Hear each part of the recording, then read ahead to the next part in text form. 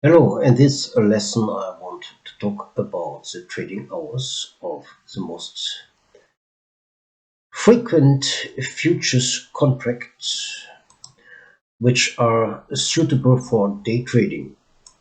As a stock index futures, it makes of course the most sense when you trade them during the US main trading hours of the New York Stock Exchange. In my German course, I have some students who like to trade them in certain occasions or situations. Also during the opening of the Frankfurt Stock Exchange, because even then they seem to have a better liquidity than the German DAX index. I mean the German DAX future. Apart from this, we have the bond market futures traded at the Chicago Board of Trade, which opens earlier than the stock market. I will add an extra lessons about the bond futures soon. These trading hours derived from the traditional pit or open outcry trading.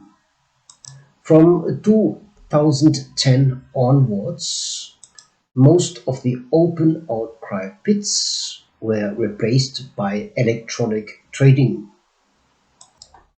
Even though this contract trade 24 or 23 hours a day, these traditional pit hours remain to be the most important in terms of volume. Most of the futures exchanges belong to the CME Group now, Chicago Mercantile Exchange, which is the biggest futures exchange of the world. I plotted you the main sessions, main trading hours of the institutional trading of the German DAX index and the 10-year government bond, and I plotted this in Central European time. The euro is traded at the future is traded at the Chicago Mercantile Exchange as well. And here the most important trading times I consider at 8 Central European time till 6 p.m. Europe, at 8 a.m. CET, the Asian banks validate the past trading day. Central European banks are opening, and they are joined by the London banks at 10:30 Central European time, and both are joined by the US banks in the European afternoon. So professional forex traders, they trade the euro till 6 p.m. Central European time when the London banks close. Most busy trading time of the euro is, of course, when the the London banks and the US banks are trading at the same time. Contracts of the fixed income futures and stock market futures as the euro are switching quarterly. In the oil, it is the respective months, front month, and in the gold as well.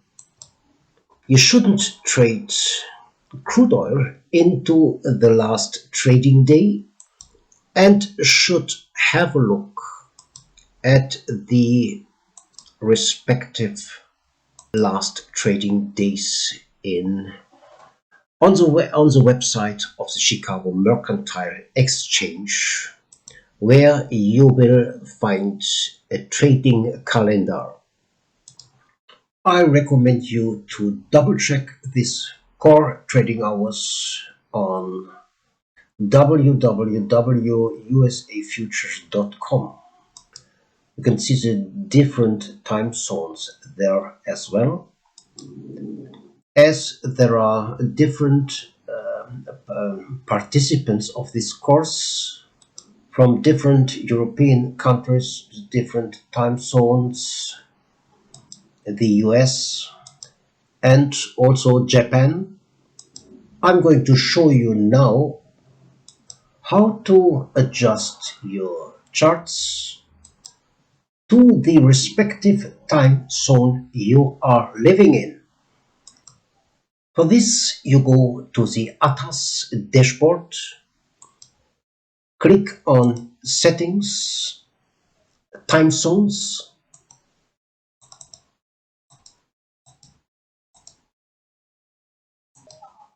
look for the respective futures exchanges,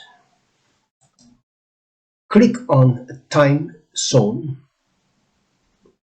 and adjust it to your own time zone. I have done this here for the Central European time zone.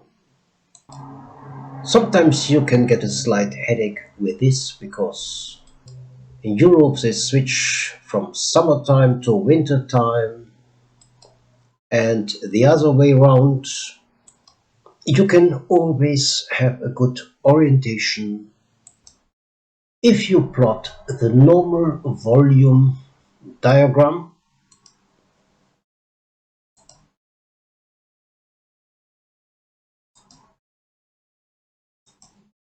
to be sure that you are in the core trading hours.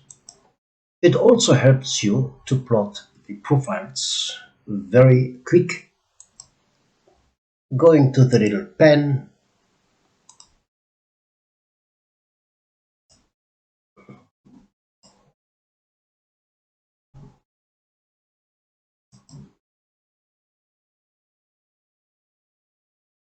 and mark the main trading hours.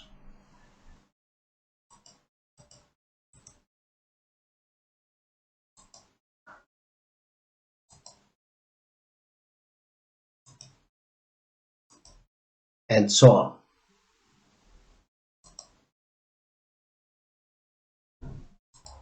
I hope these explanations will help you to get better organized with the ATOS.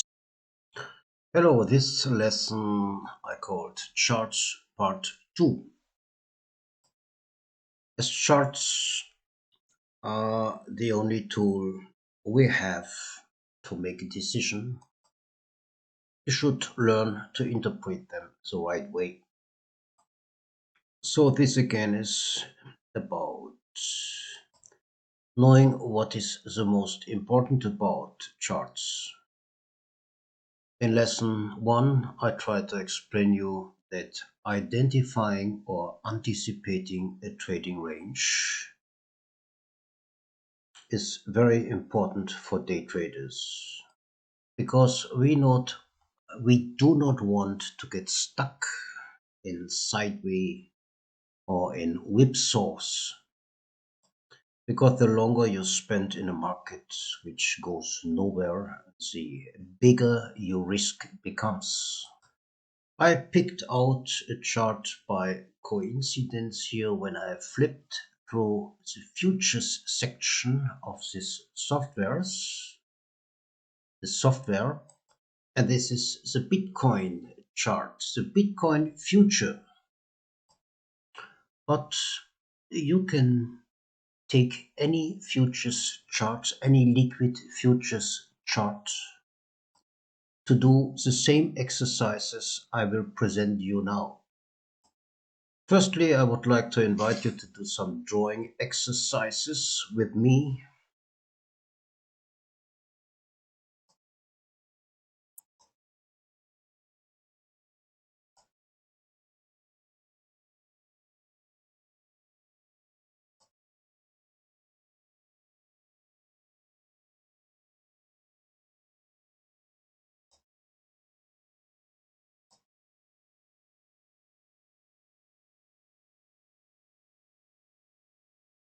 which you can perform at any chart, futures chart.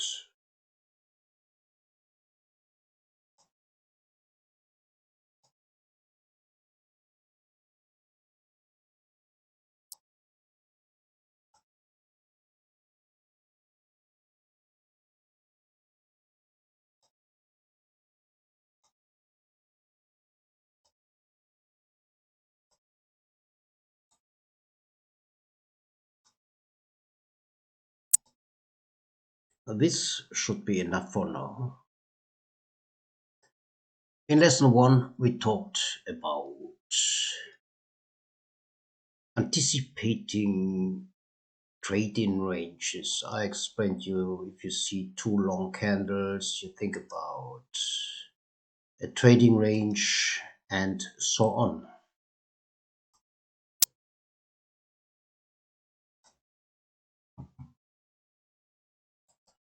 As you might see here, there are not only bigger trading ranges, there are also things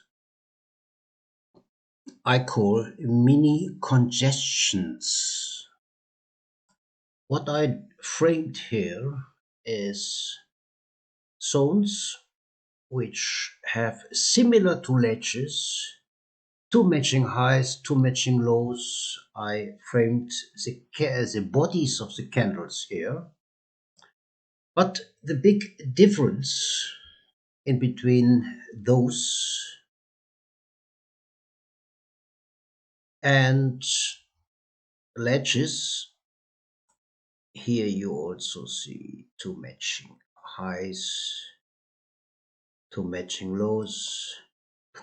But the difference in between ledges and these structures is that you might easily notice that the structures I framed here are more or less on the same level.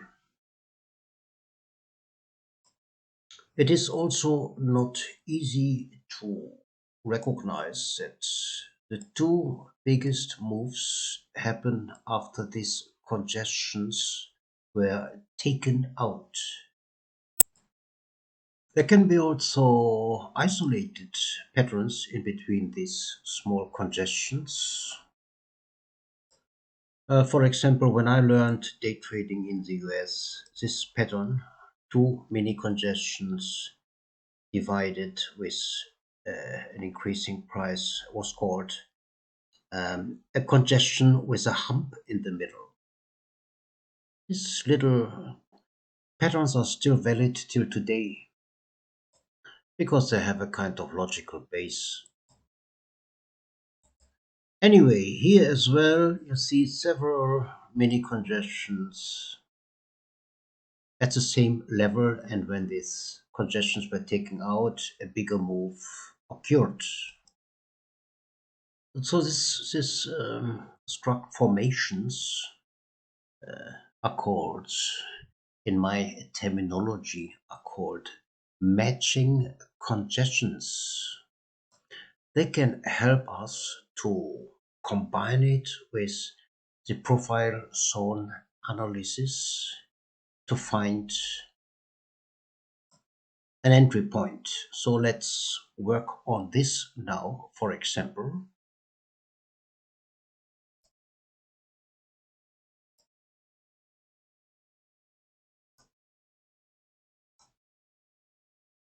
this is what I call a flexible volume profile.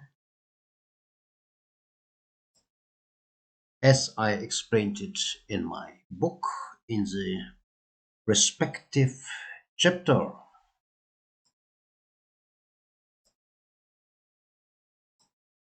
And we get a very good information that this area could be very interesting for us to have a look at the order flow to make a final decision. What else do we see on this structure with regard on charts? At the same time, we have this setup we see a pattern, a popular chart pattern, which is faded. So, how did we assess this situation? We assessed this situation getting three single elements together. First, we saw a fake pattern. Second, we saw matching congestions. And third, we got an idea from the profiles. So the first two elements derived from our observance of the chart situation. As a consequence, we tried to get another idea from the profiles. So knowing about popular chart pattern can provide us with a big help. Let's study another situation now. What do we see here? This is a pattern my US mentor called 123. It's a very popular chart pattern. Some call it a bullish zigzag, some call it ABC or whatever. I learned it with the name of 123. This chart pattern is said to be at the beginning of a reversal. In this case, you could also make an inverse SHS pattern. Whatever you do, people would call it a, a reversal.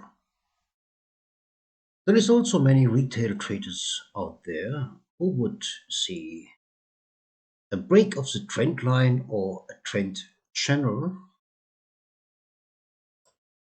It is always surprising to me how many people think, retail traders think, that they can determine the future direction of the market just applying a ruler. So we have a second group of traders now who think about a reversal when seeing this situation. When I was trained in the US, I learned, or my mentor demanded another mini correction to talk about an established trend. And he called this Ross hook. So when this was taken out again, you thought about being in a beginning trend. So many traders would also enter here with a long position. But what happened then? Prices retraced again.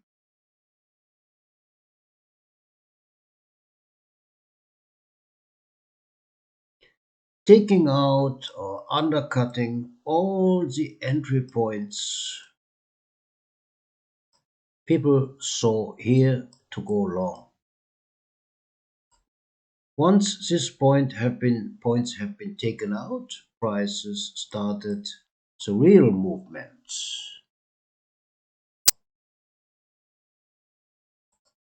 And all this pattern, some prop traders call long up, long down.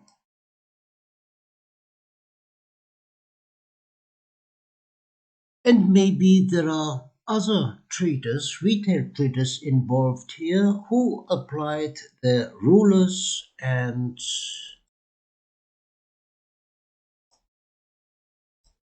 went short here.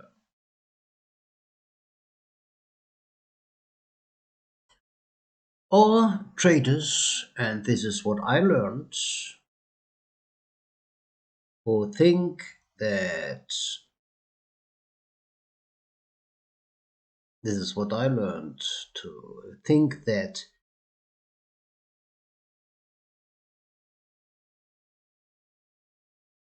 a second breakout of a trading range is the right one or has more likelihood to be true.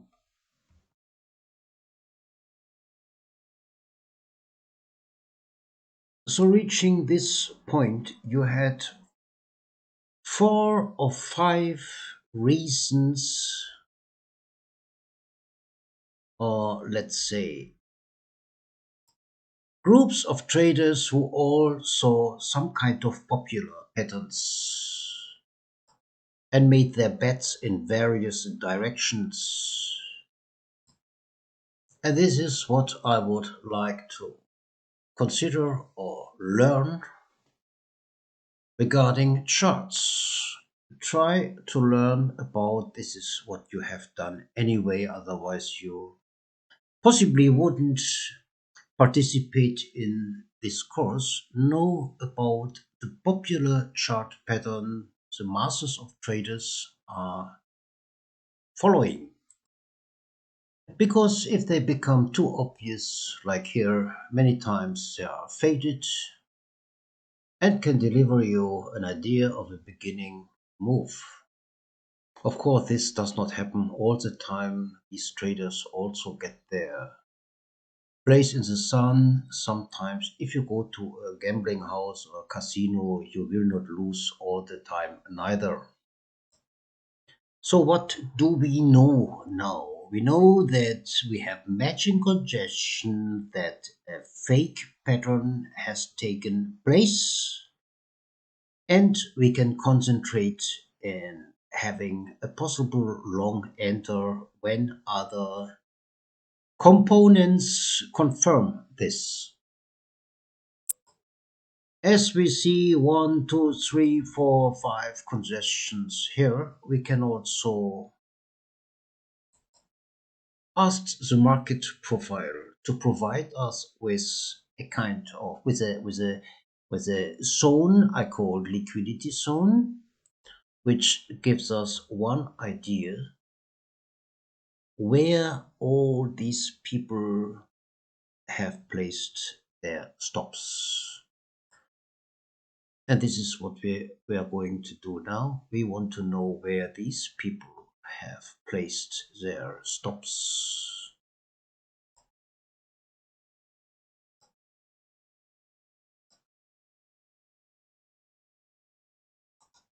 And for this, we do not need the volume profile. We plot the market profile.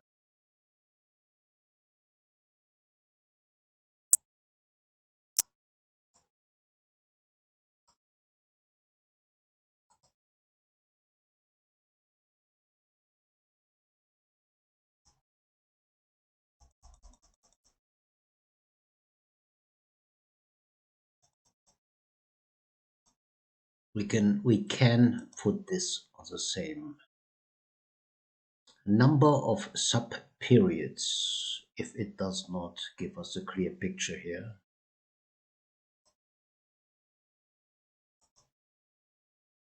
So let's see what happens if we extend this line.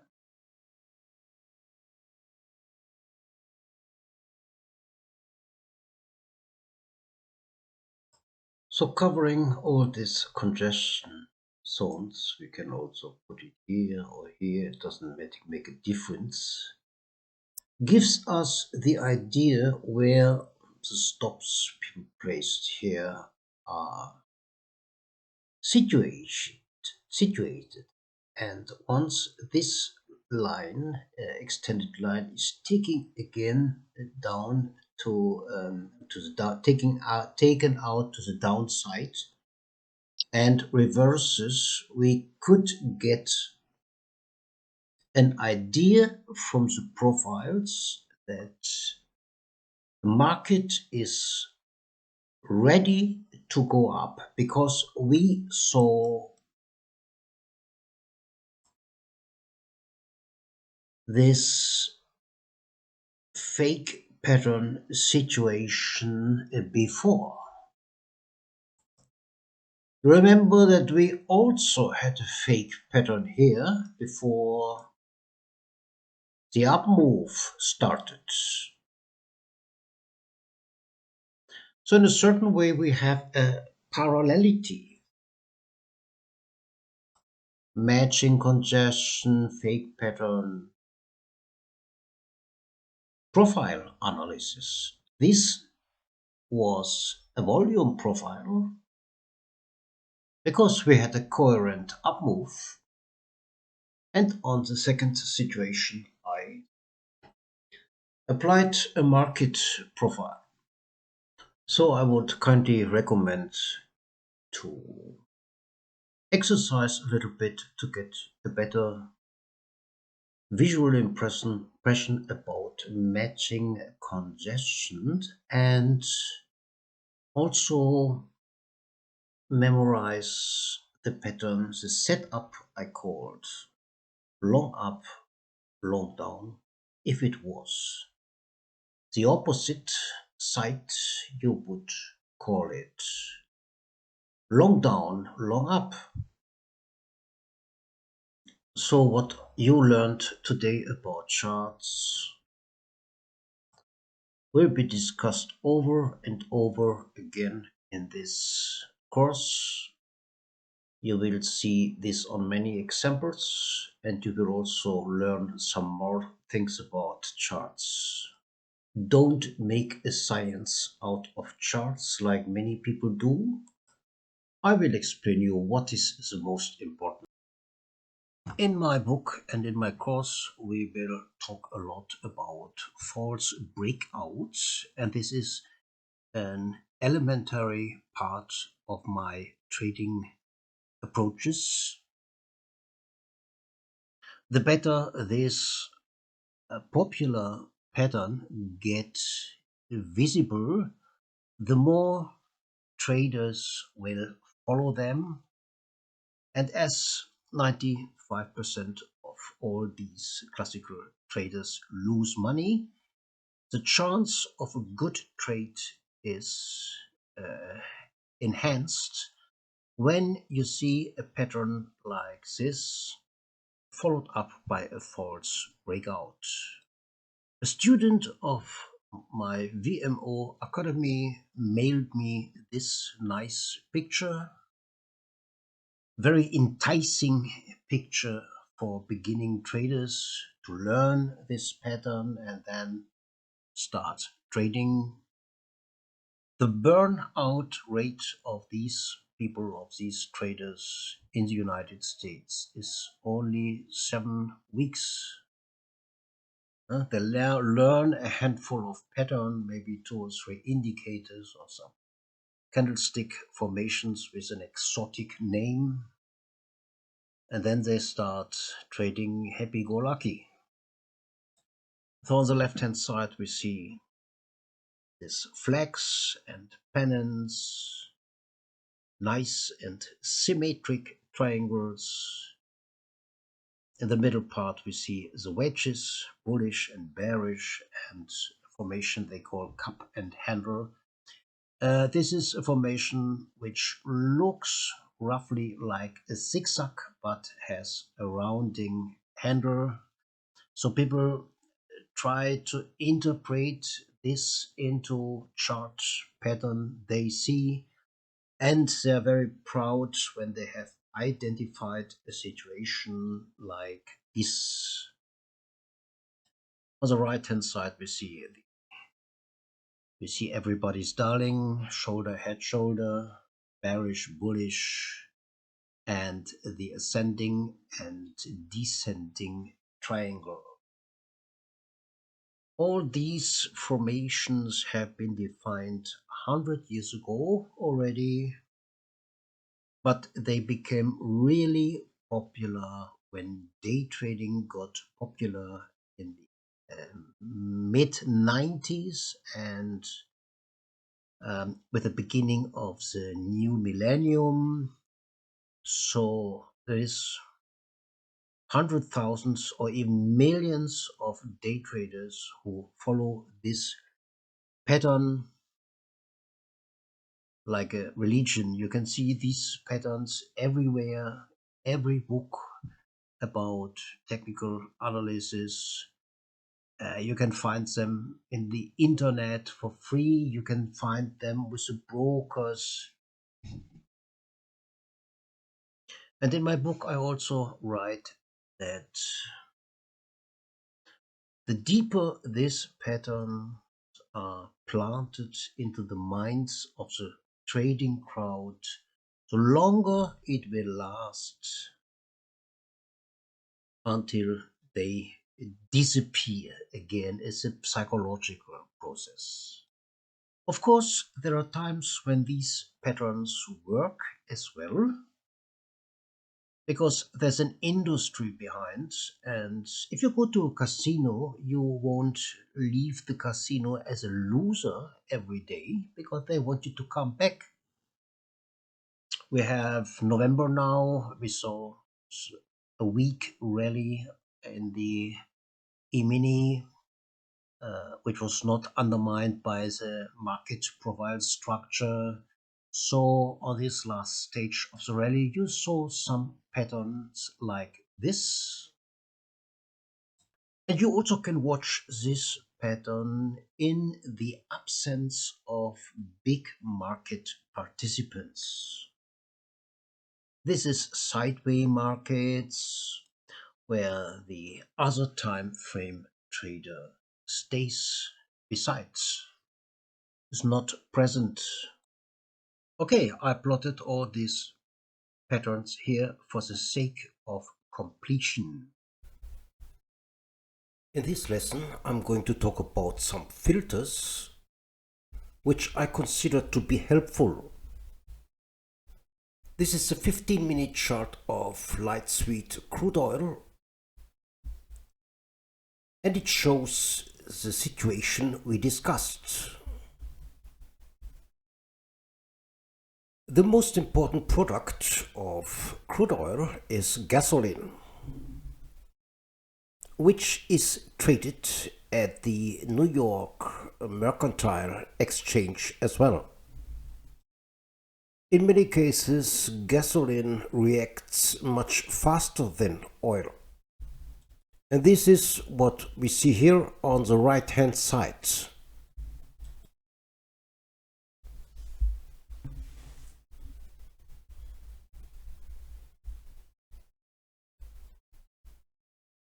So if you see a divergence like this in between crude oil and gasoline, the likelihood of a profitable move is increased. So it can be very helpful to have a look at both futures contracts.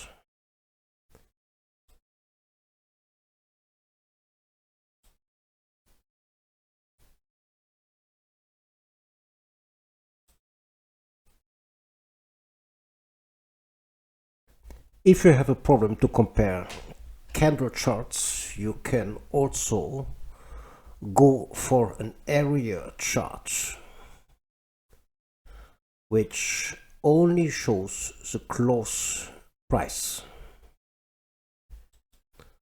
Oil has two important trading times, which is the European morning and of course the US morning. And this is where you should look for divergences. So let's have a look around to look for some more. This is 3 days before.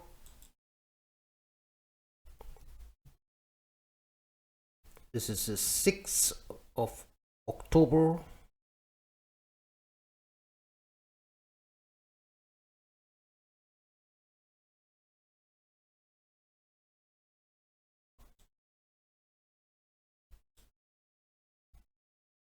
Not difficult to see. 5th of October.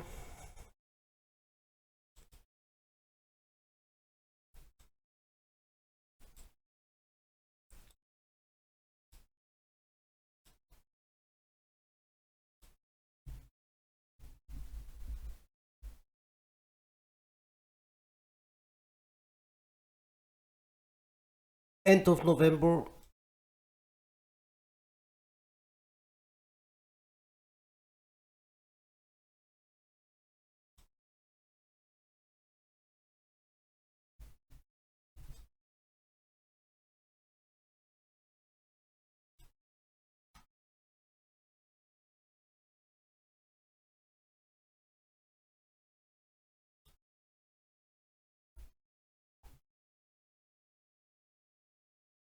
Very nice move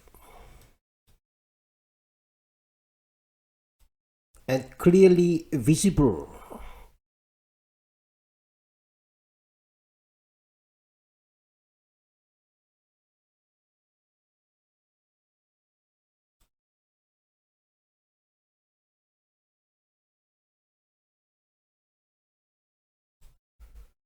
This is another one here, couple of days before.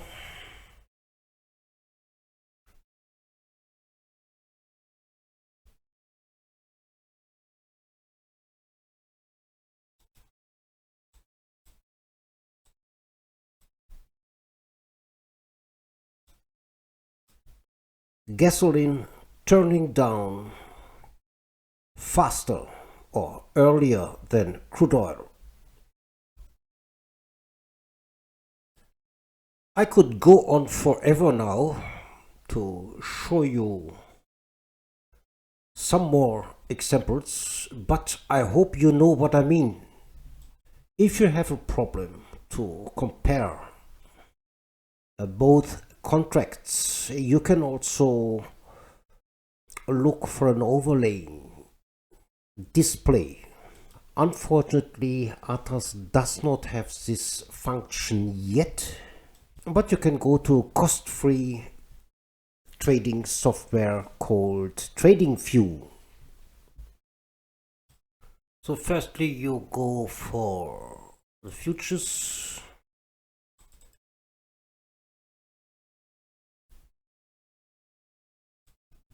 Given the symbols,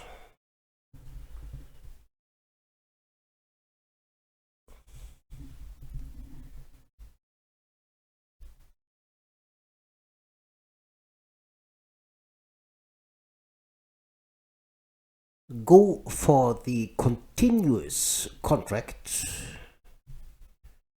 of crude oil, click a little icon here called plus,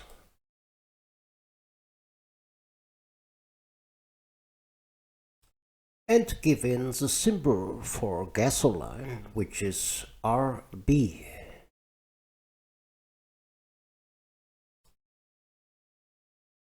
Look at this huge move, which is on a daily chart.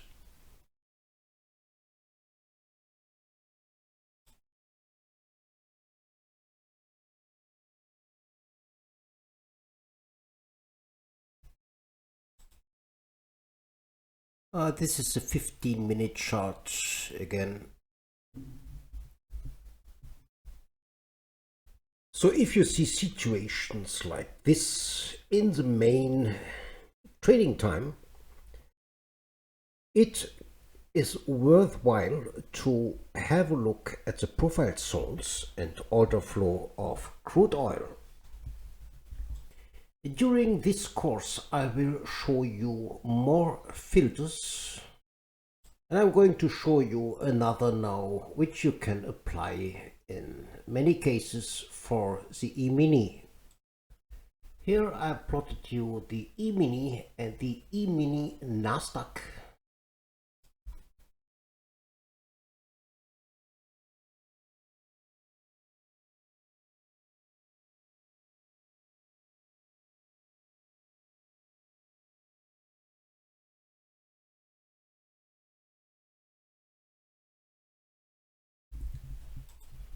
So this filter can serve you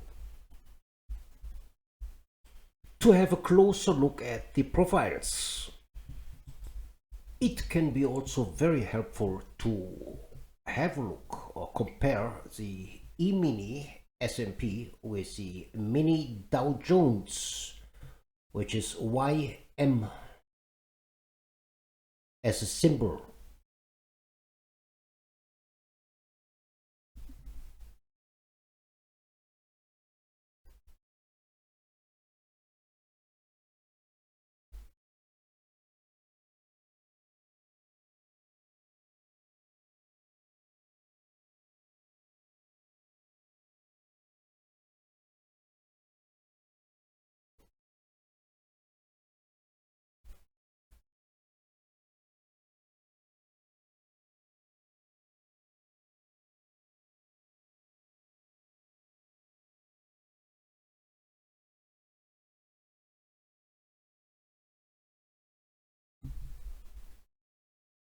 This is a very nice one.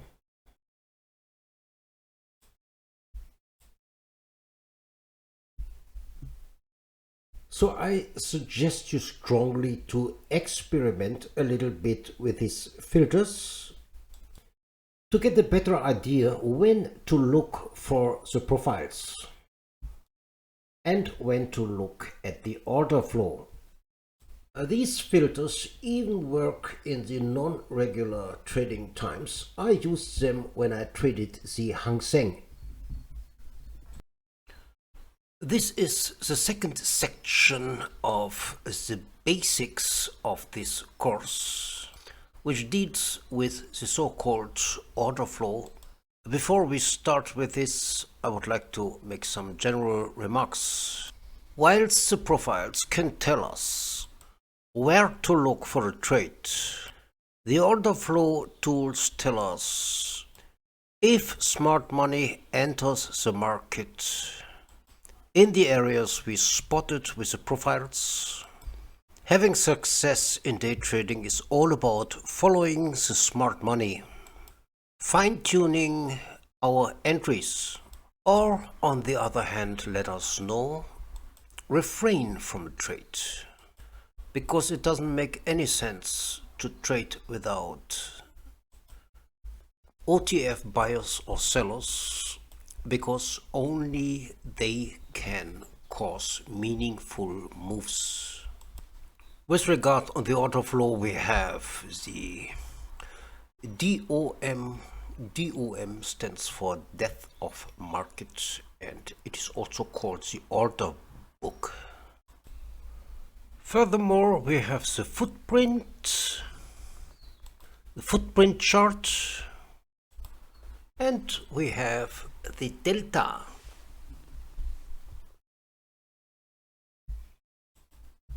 I do not want to repeat what I wrote in my book about the order book.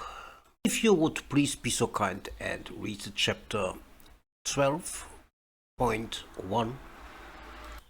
I do not cover this part in my book either, because firstly it deals with limit orders, which are very necessary to guarantee liquidity, but in the most cases they are subject to algorithm spoofing, and as we are no scalpers, we do not need the order book at all.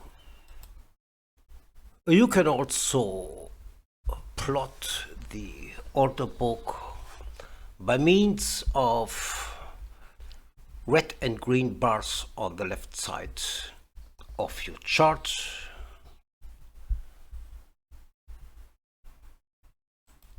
As it is shown in this live trade I did in 2020, but you really do not need all these flickering numbers.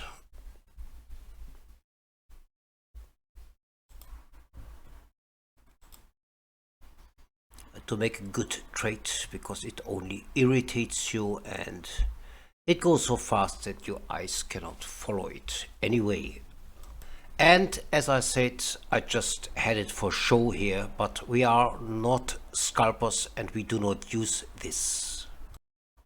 Sorry, I was referring on the left side of the chart. It's of course, it's the right side where you can display the change of the limit orders and the order book. In today's day trading, good timing is a prerequisite because markets move fast, and if you do not start from the right foot, you cannot be successful as a day trader trading a small time frame.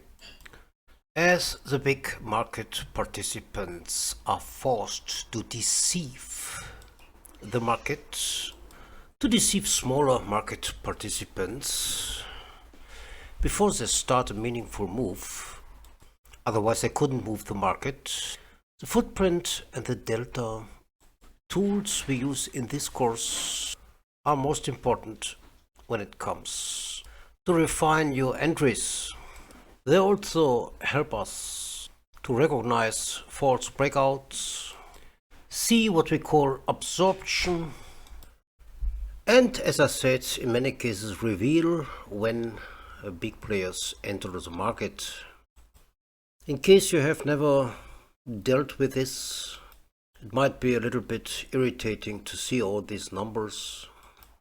These numbers only make sense in certain situations which we are going to study without putting too many meanings into it.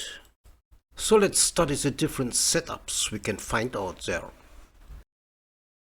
Hello, we are coming to a section of this course now which is far more important than the DOM ladder or the order book.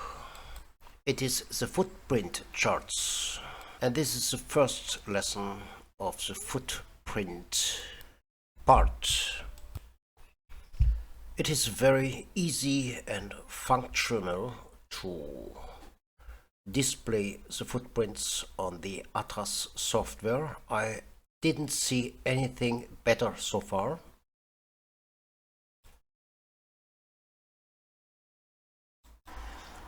I prefer to display the footprints on a black background, as I prefer for my charts.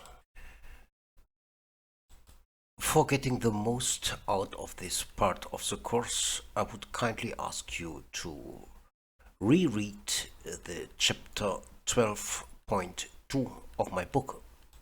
If you have a look at a footprint chart for the first time, you might get a little bit irritated by all these numbers.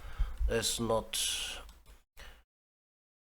should not be a real reason to get irritated, because we only use the footprint chart when we get a nice signal from our macro zones, which you see in the lower part of the chart. I do not only display the footprints the way we see it here now, I also like to add the POCs of each candle, and this is what I'm going to do together with you now.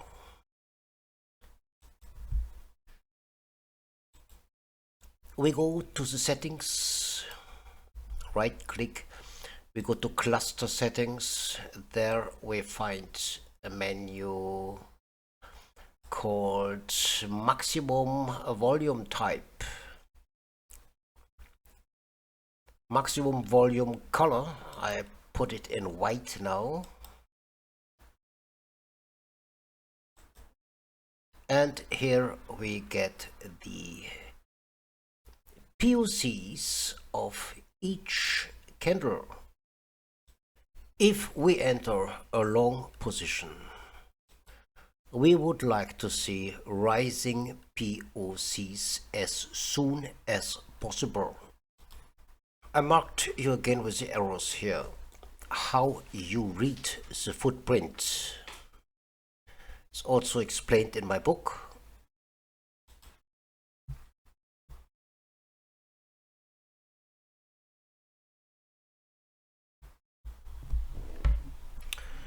So we mustn't lose much time to explain this again here. I would like to show you a very intelligent feature on the ATAS software as well. It's very neat, functional and time saving. If you want to display the footprints, as I explained you just widen it, and at the same time you widen it, you see on the left hand side of your chart, you see the order flow menu.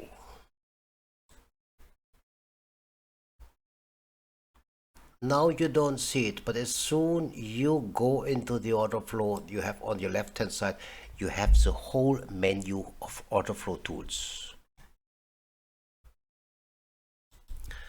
Now you might ask, why do we see green and red numbers here? Don't worry about stupid questions. Stupid questions are welcome in this course, because sometimes it turns out that a stupid question is not as stupid, and other people think about this as well. If you watch the 27 and compare it with the 80 here, what has happened there? It means, or why is the number green? It means that buy market orders who have hit the market or the ask site, the limit orders offered on the ask site, are exceeding the offered number, in this case in a relation of more than double, and this is when we start seeing a green number.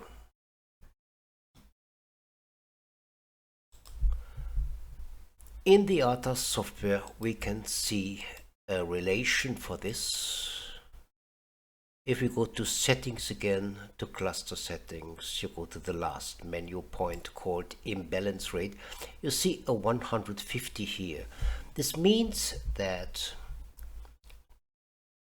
a price, the number of contracts of the, let's say the buy side, must exceed the offered limit ask orders for more than 50%. You can play around with this number a little bit. This is default number. I recommend a 170, 190, put it on 175 or leave it on 150. So the green number means nothing else that there is an overweight for buyers who give in contracts for buying, and they are overweighted. They are in the majority. Limit ordered at the same price level cannot satisfy them enough, and this is why the price is rising. If you see a chain of green numbers, this is called a stacked imbalance. So if you see stacked numbers here, it's always excuse me, it's always a sign of activity of institutional players, because retail traders cannot move the market like this. If they start entering the market aggressively, they, with market orders, their orders have to be split, and this is why you see this stacked imbalances. I'm going to show you another great feature of this software as well. If you find yourself in a very high volatility market condition, you will notice that the candles will get longer and longer. And if this happens, the footprint candle will cover more than half or even all of your screen. Can't read it anymore properly in relation to the previous or the next candle. If this happens, you go on this little icon which is called scale, and you set it, for example, on 3. Press on apply then.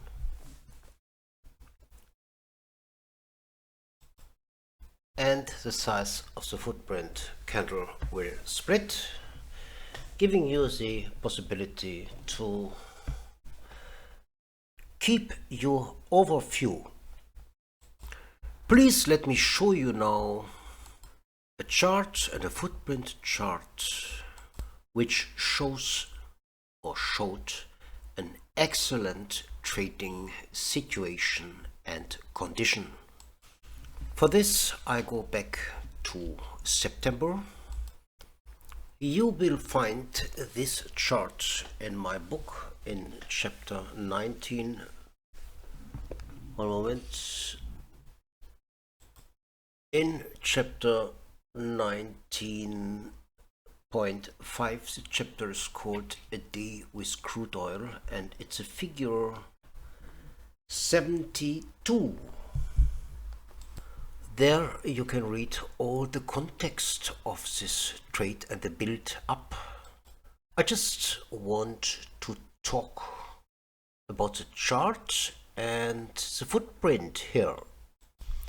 First of all, this is a 1-minute chart of light sweet crude oil.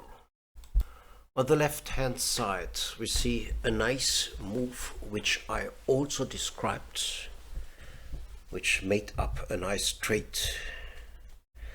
You see a good liquid market situation, because you could trade this on a 1-minute chart.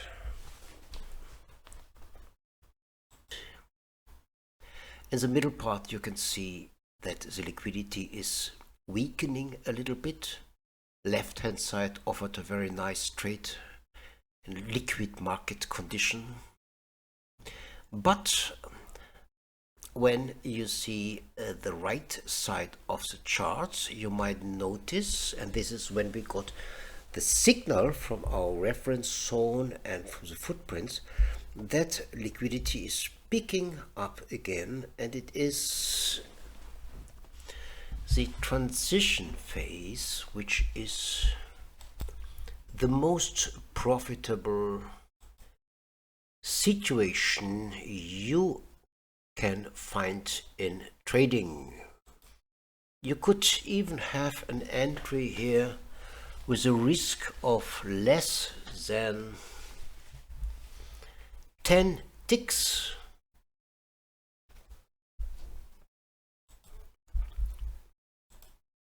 So what do we see on the footprint here? First of all, we see a big buyer coming in, and this is followed by a stacked imbalance. And ever since then the market did not turn back. So this is a very excellent situation in terms of liquidity, time frame and footprint. I hope with this lesson you got a pretty good idea, a first idea, what it all means and what to look for on the charts. Welcome to Footprints Part 2. We are going to dive a little bit deeper into the footprints now. This is the Euro US dollar in November 2020 on my preferred time frame, which is a 5-minute time frame. During the main US trading hours, I mean my favorite time frame for the Euro US dollar, which is 5 minutes.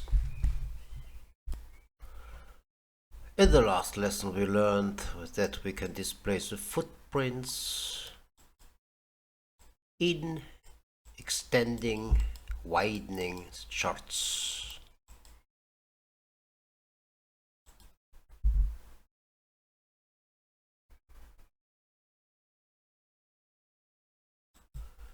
To get the footprint, you might remember that you, after widening the charts, you click on bid and ask imbalance, and you get the footprint. In this respect, as we see this chart now, I also want to repeat briefly what I explained about the scaling.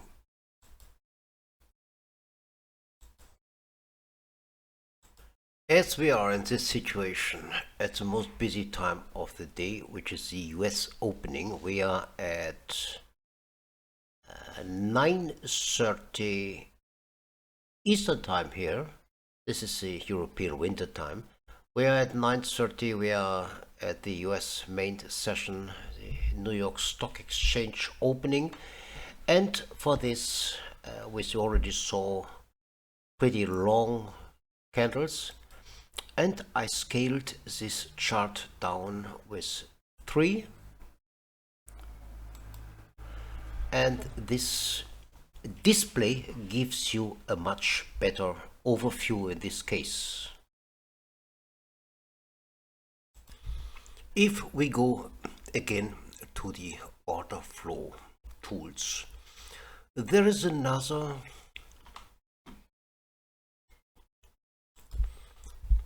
way to display the footprint chart. For this, we go to bid ask and press bid and ask volume profile.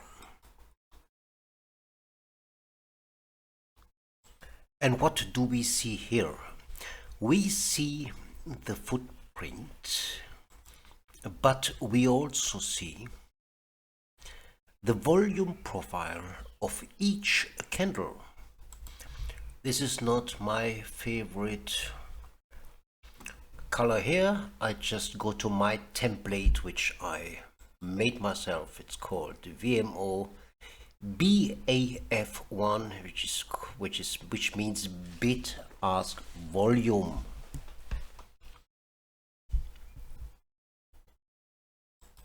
I just like this color combination better.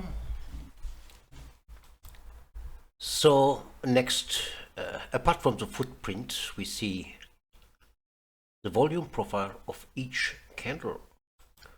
We also see the POC of each candle, which is the very light red, or the very, how is this green called in English? Very light green. In German you say Giftgrün, poisoned green. I would like to explain you one thing now, which I consider helpful in this reversal context. On the very top we see a kind of fight. On the candles left to the top, we see green candles, but we see red POCs. How can we interpret this in relation to the very top we see on the next candle? We can interpret it in a way that even though we see a green candle, selling power is increasing, otherwise we wouldn't see a red POC. When I studied examples and situations like this, I did not have an idea how to name this situation, because about all these topics there are no books on the market, and this is why I wrote my book. So I thought about a name, and I found the name POC divergence, which means you see approaching a top, you see still green candles, but already red POCs. Buyers losing control, sellers gaining control. Let's have a look on this candle now. Again, we see a green candle, but a red POC. How can we interpret this in connection to the whole context, not in an isolated way? We can say that buyers pushed up the price, and this is why we see a green candle. But again, we see a red POC, which means even though buyers are pushing up the price, bringing up the price, sellers gain control.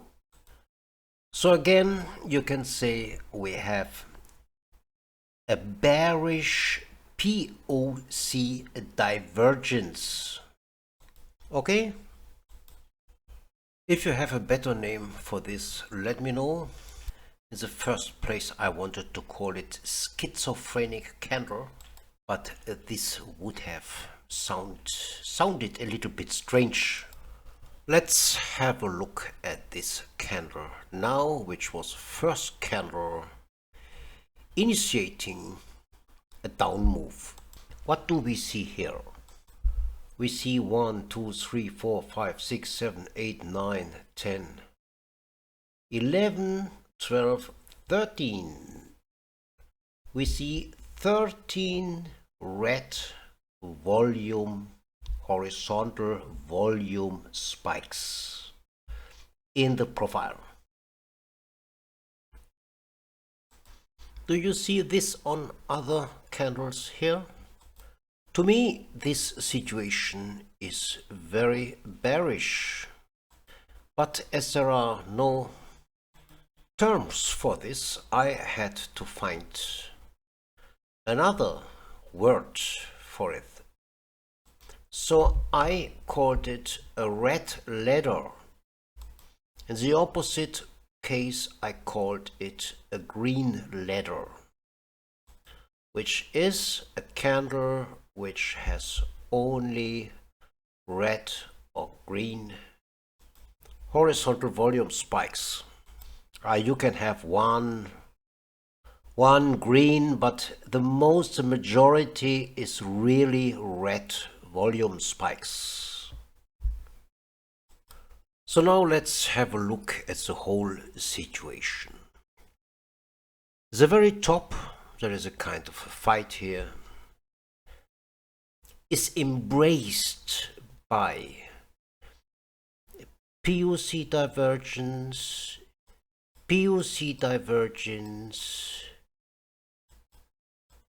a red ladder, and another POC divergence. So we have a bunch of bearish candles embracing the very top.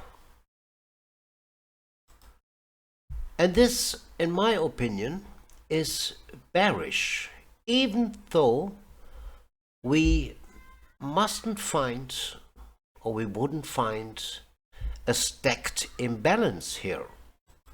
Let's have a look at the normal footprint again now. Do we see a stacked imbalance here?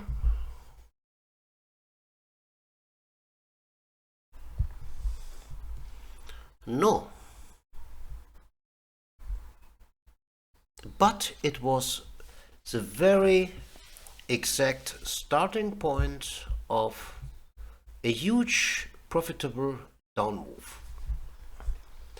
First stacked imbalance we see here, when this process I described you some seconds ago was completed. After showing you this,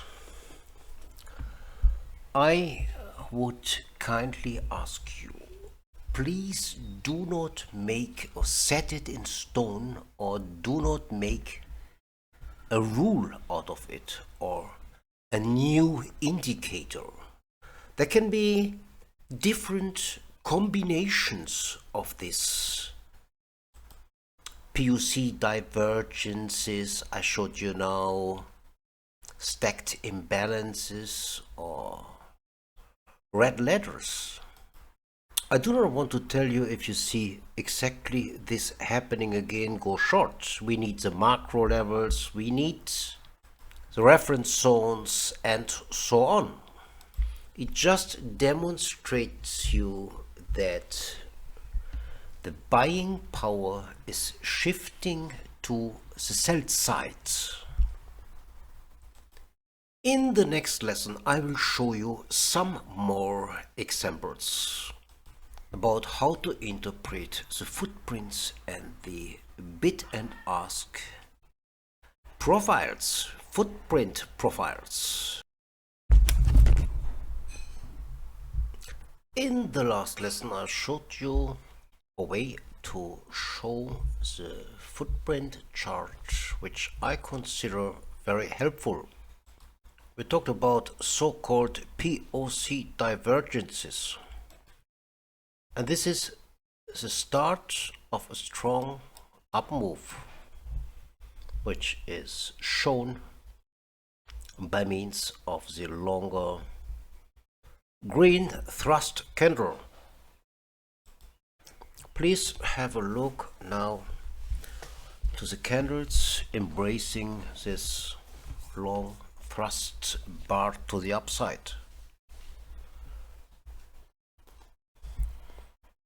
We see what we call a POC divergence, POC divergence, POC divergence. Left hand side we see two red candles. Same time POC is green and shows big buyers coming in. So what does it mean? Sellers are losing control, buyers are gaining control. What happens on this candle? Sellers are again or once again try to bring the price down because we see a red POC, but we see a green candle. So this time the POC divergences we see here signal a shift from a bearish to a bullish environment.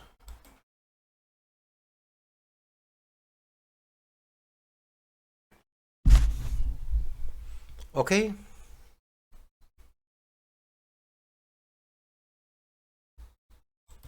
I think this is understandable. Again, this is not an indicator, but this situation reflects a shift of sentiment. And what do we see on the naked footprint chart now? I mean, we have the same numbers on the BAF, on the bid-ask volume profile footprint chart, but as it is colored in different volume spikes, the pure footprint chart is better for recognizing stacked imbalances immediately. And what do we see on the footprint chart? We see the big buyer stepping in with the POC divergence. In the next candle, this time we get help from a stacked imbalance, and prices reverse sharply. What do we see on the whole chart context? In this situation, we see a bullish zigzag.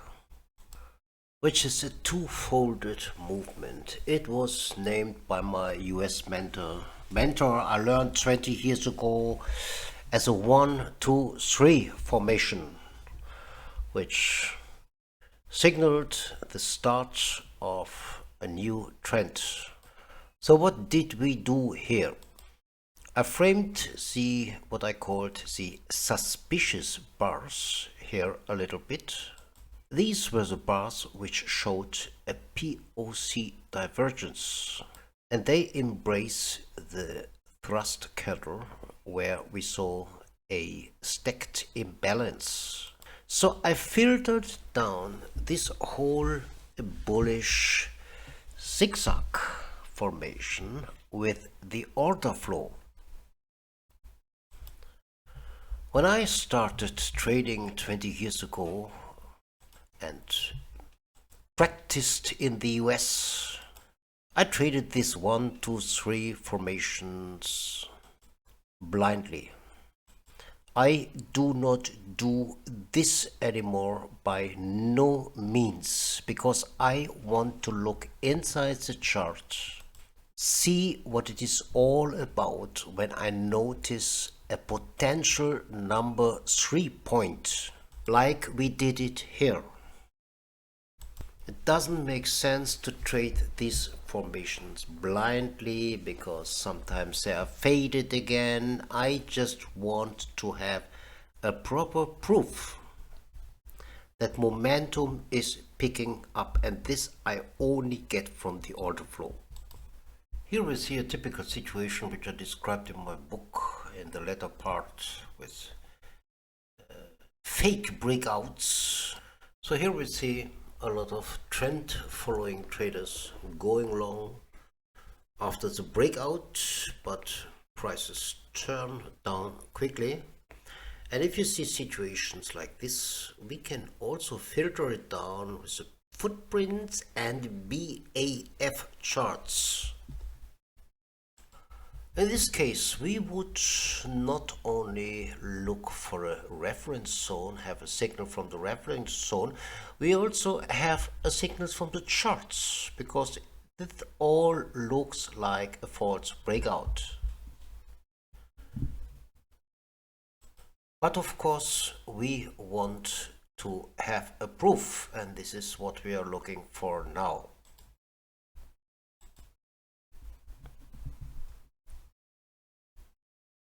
So what do we see on the footprint chart? We see a big seller stepping in.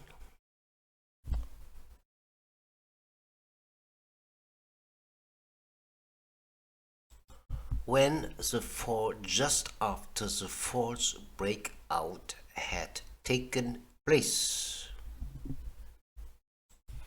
What you can do in these situations as well is to have a look to the left side. If you see similar numbers, bigger numbers, as here, here, here, this is a 1400 as well.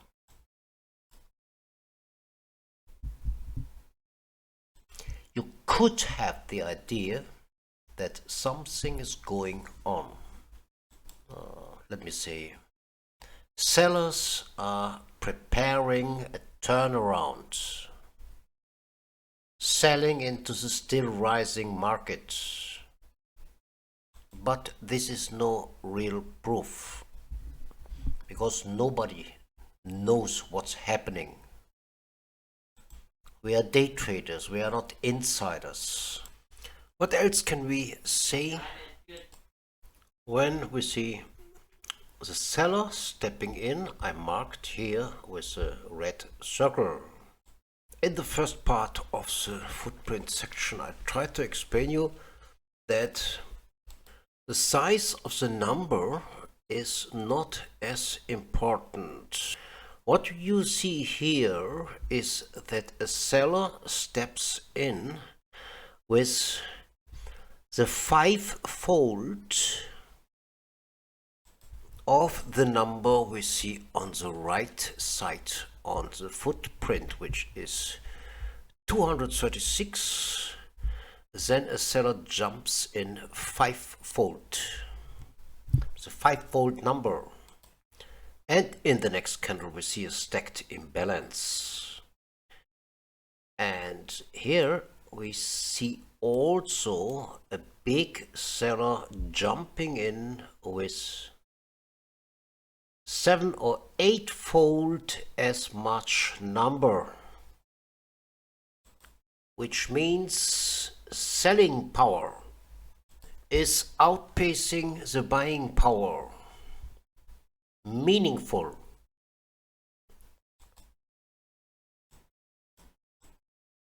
Fivefold as well. And what do we see on the BAF footprint charts at the same time? At the moment of the reversal, again we see a POC divergence, and left to it we see some kind of what I called a red ladder, which also signals a shift of sentiment, market sentiment. So on the last chart we could notice that isolated imbalances can also have a significance. Let's have a look on the next situation here. Here we see a bearish zigzag. And if you have a close look at the area I framed here, you see 1, 2, 3, 4, 5 POC divergences in a row.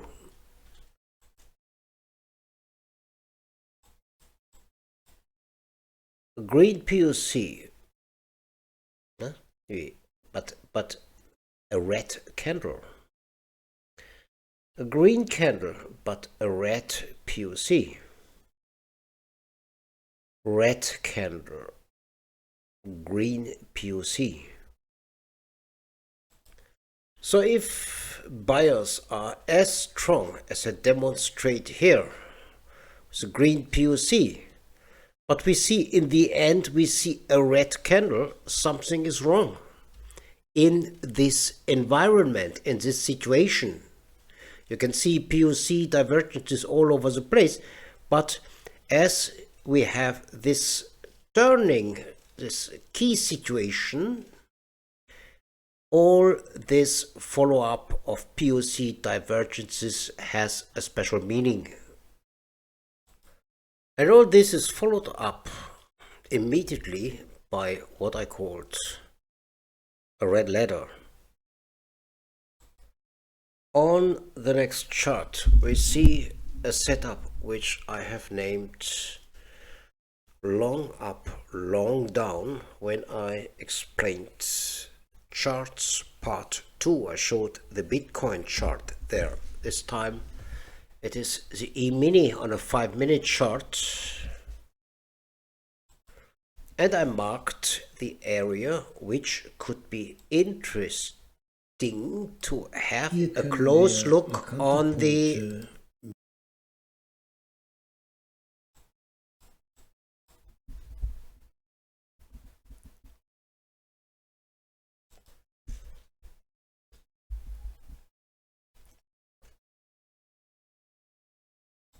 So what do we see on the footprints in this situation?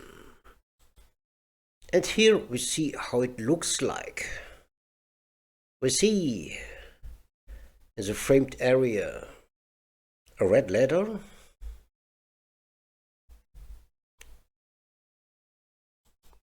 previous candle is a POC divergence, and all this setup takes place without any stacked imbalance. It reflects the shift of sentiment and is confirmed by an imbalance, stacked imbalance later on here, which is not too late to enter. Let's talk about charts again at this moment.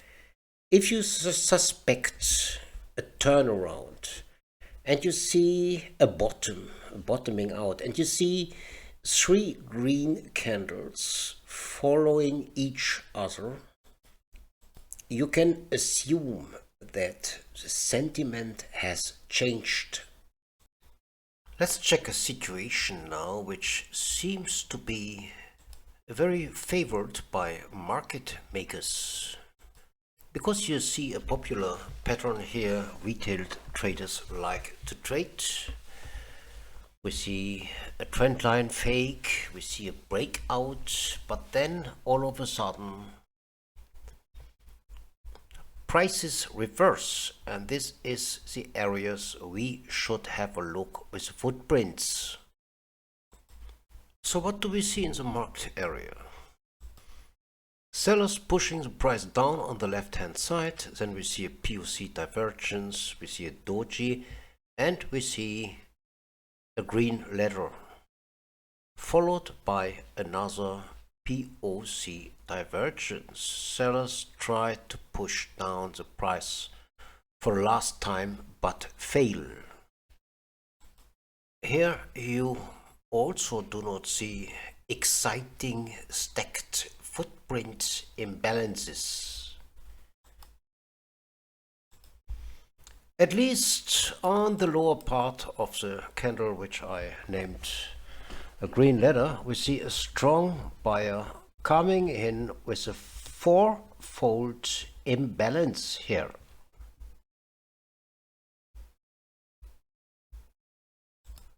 So the big advantage I see in these BAF footprint charts is that, for example, here we see a green ladder, and you do not see this on the footprint chart immediately without calculating figures.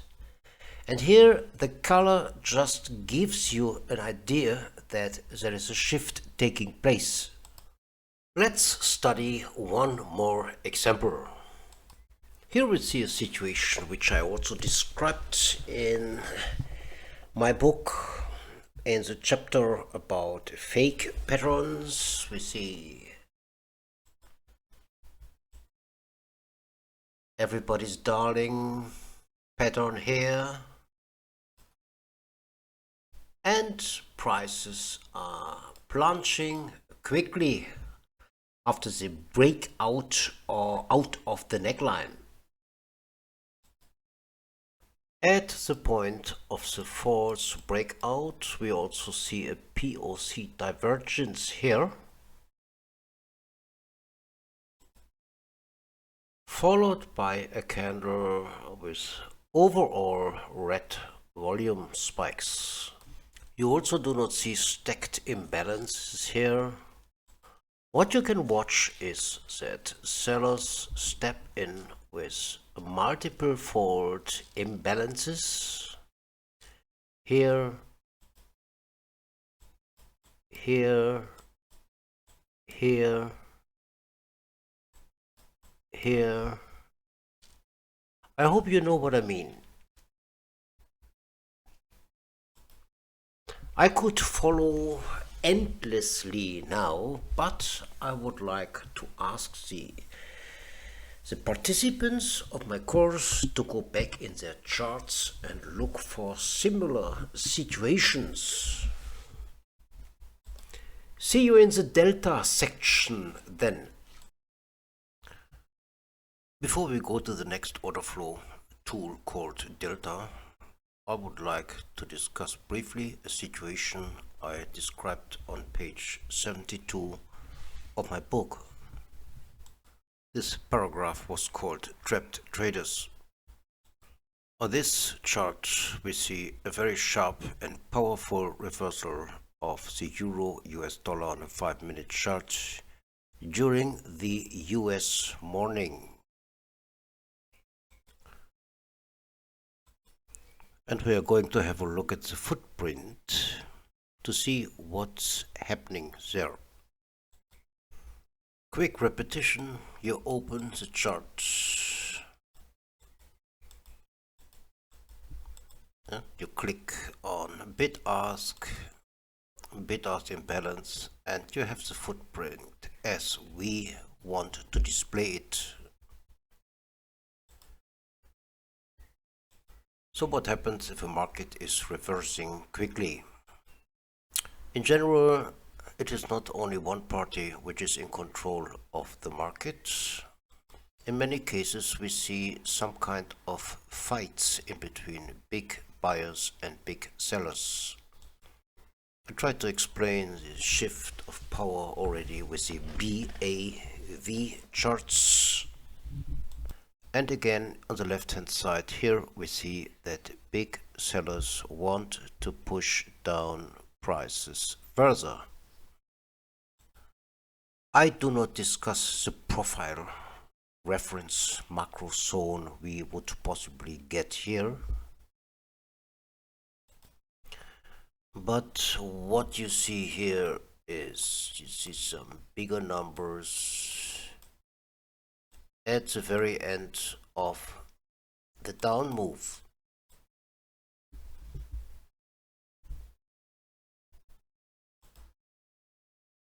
Connection lost.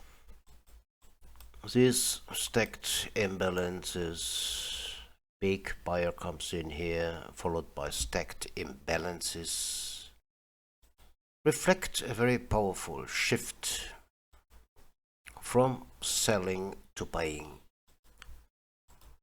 So let's assume we would enter a long position here. These, what I called trapped traders, can help you a little bit on a sharp reversal where to put your stop loss. Because on a reversal like this,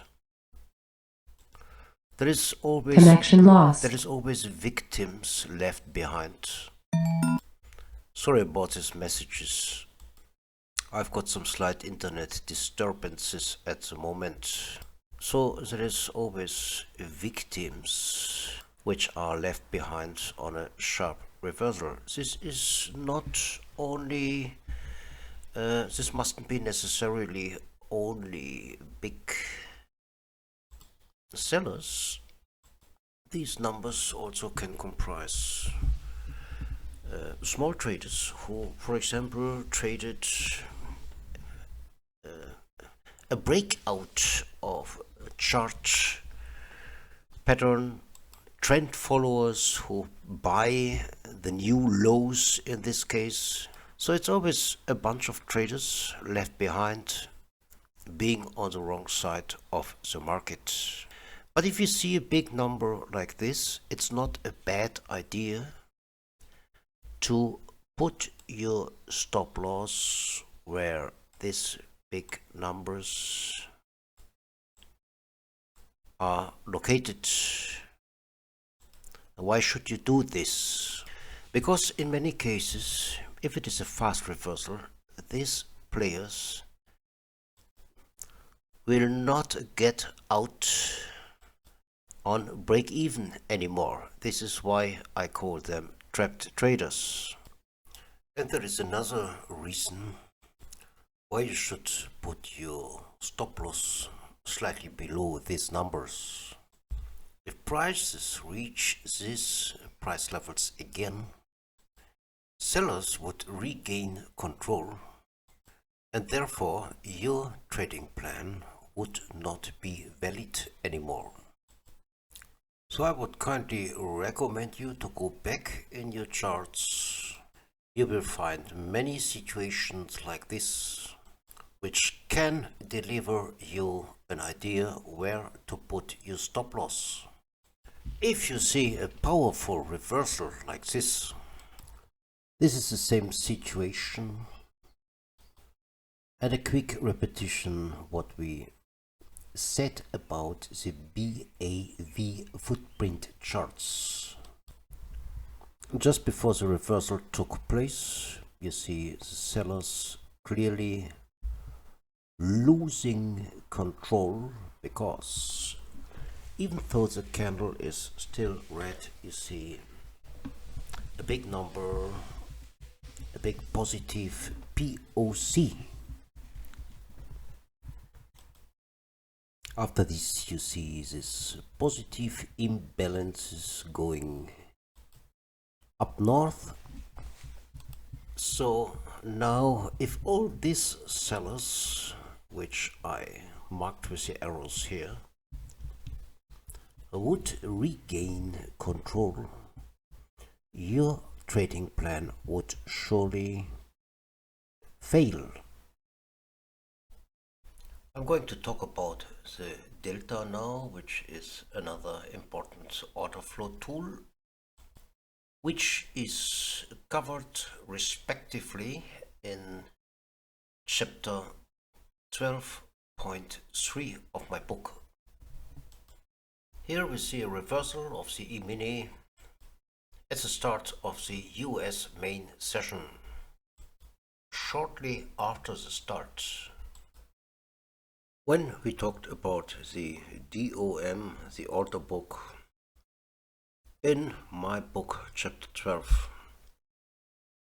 and in this course, I wrote and said that limit orders are necessary to guarantee liquidity, but limit orders as a standalone cannot move the market.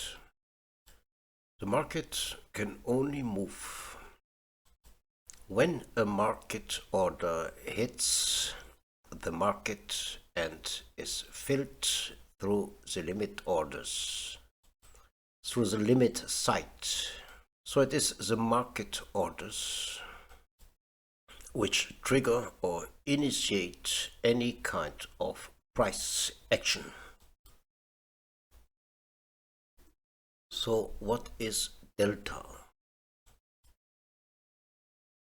You find the delta in the indicators section here.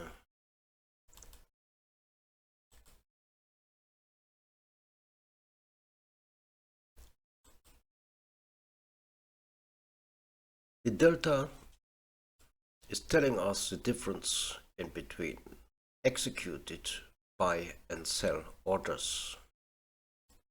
As you see in the subchart, a red delta candle means that there are more contracts sold at the market.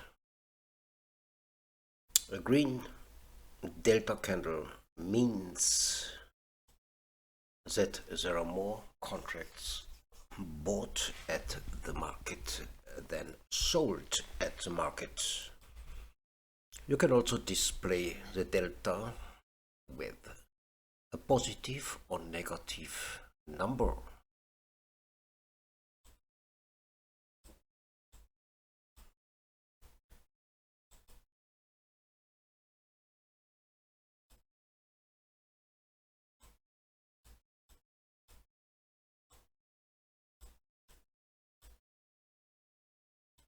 As we see it here. There is another neat function or feature on ATAS to display the delta in different colors. You go to settings, right click, cluster settings, proportion settings, use proportion.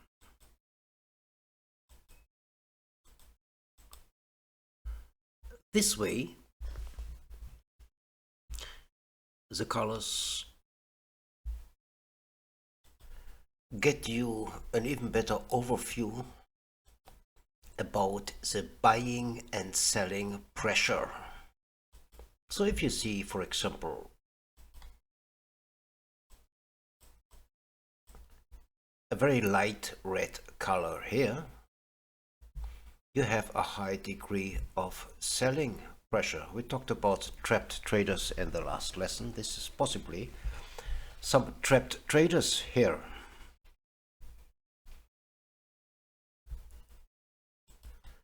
There is another way to display these numbers, which sometimes is helpful to discover a powerful reversal. And for this,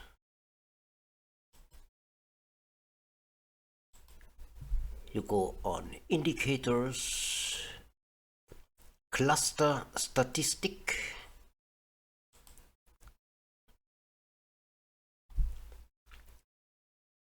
tick out Show Session Delta, Show Volume.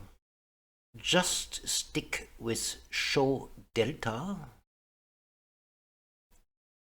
and tick this box.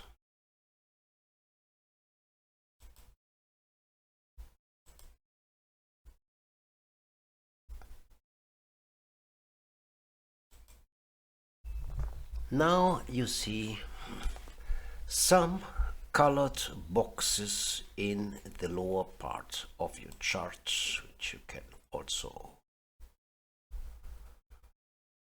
move up and down. And for example, here you can see that a big shift is taking place from a very negative delta to a positive number.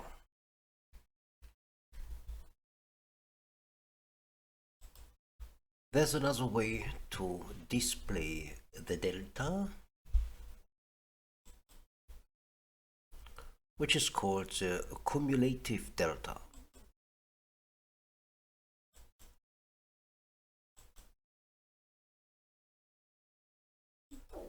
Here you see a summarized curve of the executed buy and sell market orders. When I started learning about the deltas some years ago, I had a look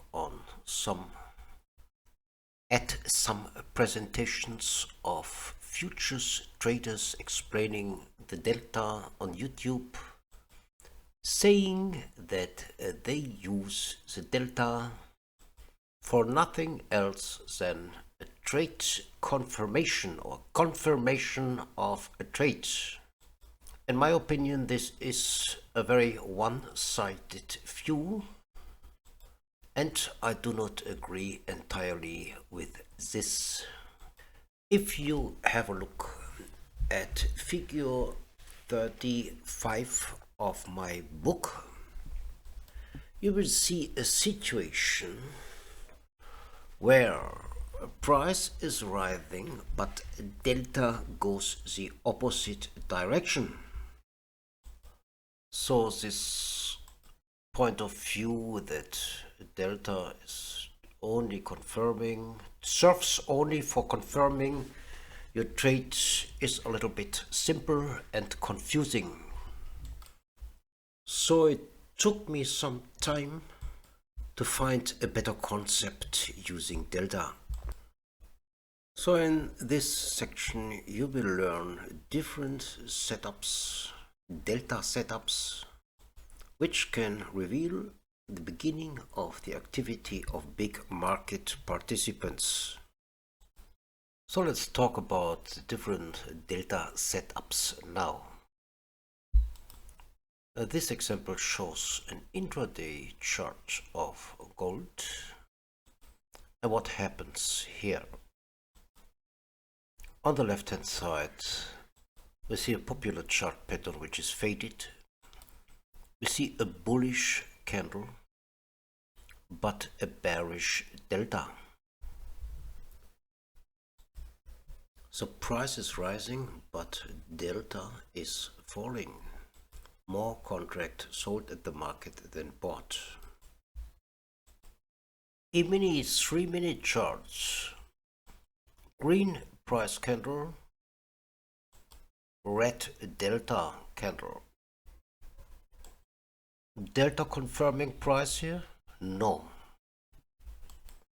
Price action positive, but it is more sold than bought at the market. E-mini intraday charts, 3 minutes. 20 minutes after the open of the main US session, we see a red price candle and a green delta. Delta rising, price falling at the same time. Euro 15-minute intraday charts. Price falling, delta rising.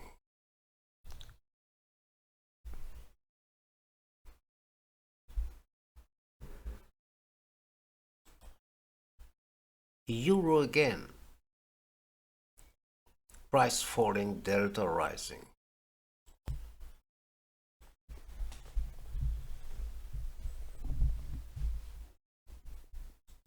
So what is this? There's more contracts bought than sold, but price takes a plunge afterwards. If you would ask a normal person, why are prices falling or rising?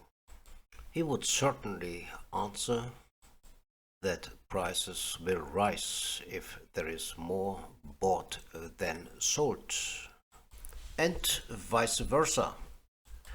But this is not necessarily true for the future market, and it is a very important concept you have to understand when trying to understand price action on the futures market.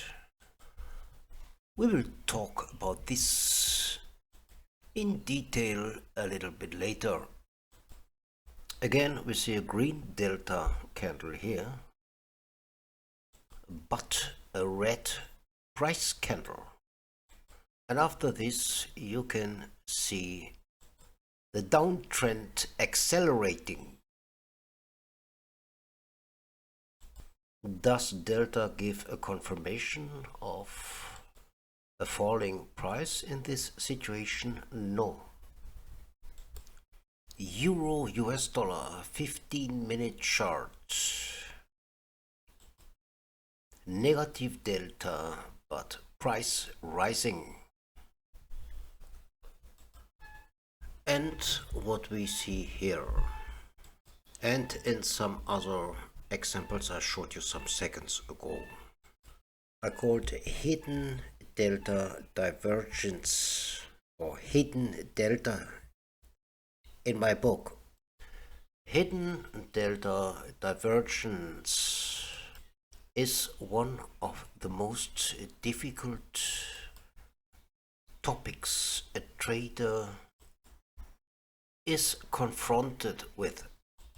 There is many traders who do not understand this concept because it seems to go against human logic to see more people or market participants selling than buying, but price rises. Regarding this situation, I would like to read a sentence out of my book, which is maybe the most important sentence.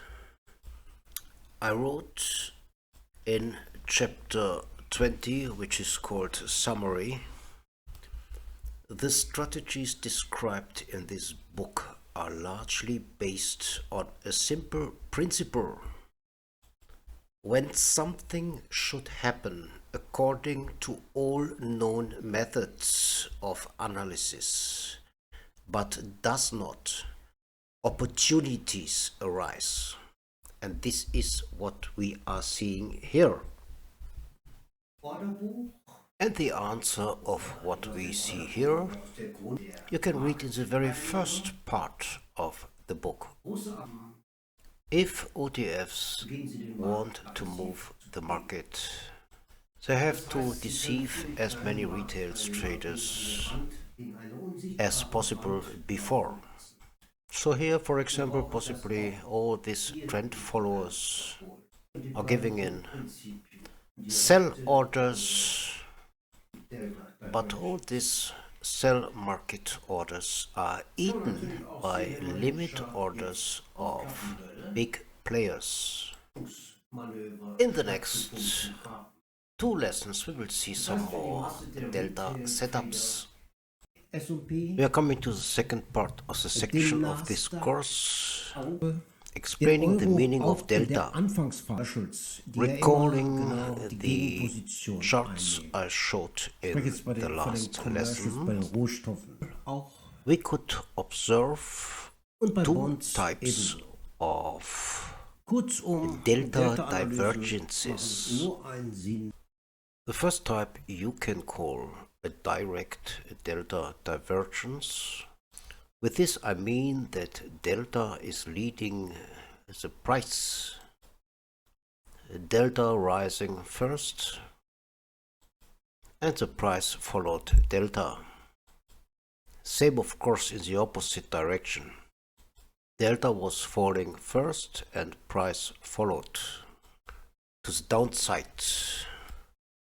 The other important concept about delta I called a hidden delta divergence.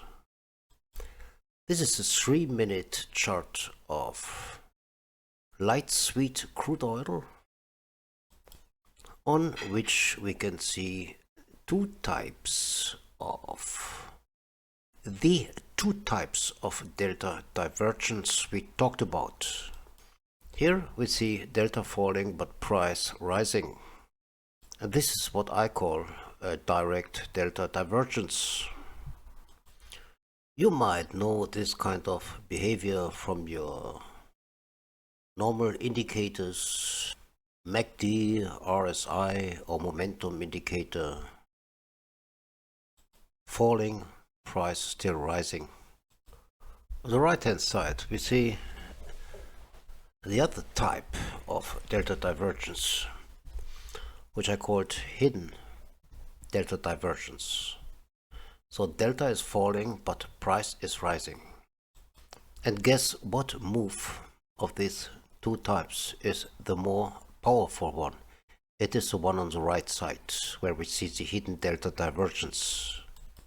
So on what instruments we can apply the concept of hidden delta divergence? In the first place, we can apply this on the E-mini, on the DAX as well to a certain degree, because the DAX is a quite illiquid trading instrument. So to move this, big players very often let the retail traders hit a wall before they move the price, leading them in the wrong direction. In the oil you also can watch this kind of engineered moves. In the gold as well. Euro is also a very good instrument to follow these concepts. But in the currency markets you very often have a different situation in the afternoon. Seeing the price curve and the cumulated delta curve decoupled completely. I do not really know what is the reason for this. Maybe the reason consists or can be compared with the behavior of the commercials in the commodity market, which constantly take the opposite side of the market to hedge big positions. We will see a lot more examples in the further course of this delta section. To prove that my concept of hidden delta divergence works in the most markets, I would like to present you an example out of my Asian trade archive. Here we see some trades of mine on the Asian Mini Hang Seng Future on 8th of October of 2018. 3-minute chart, and here you see 3 hidden delta divergences during the course of the trading day. If you have a closer look on this chart, you see another very interesting situation on which I would like to draw your attention now. We do not see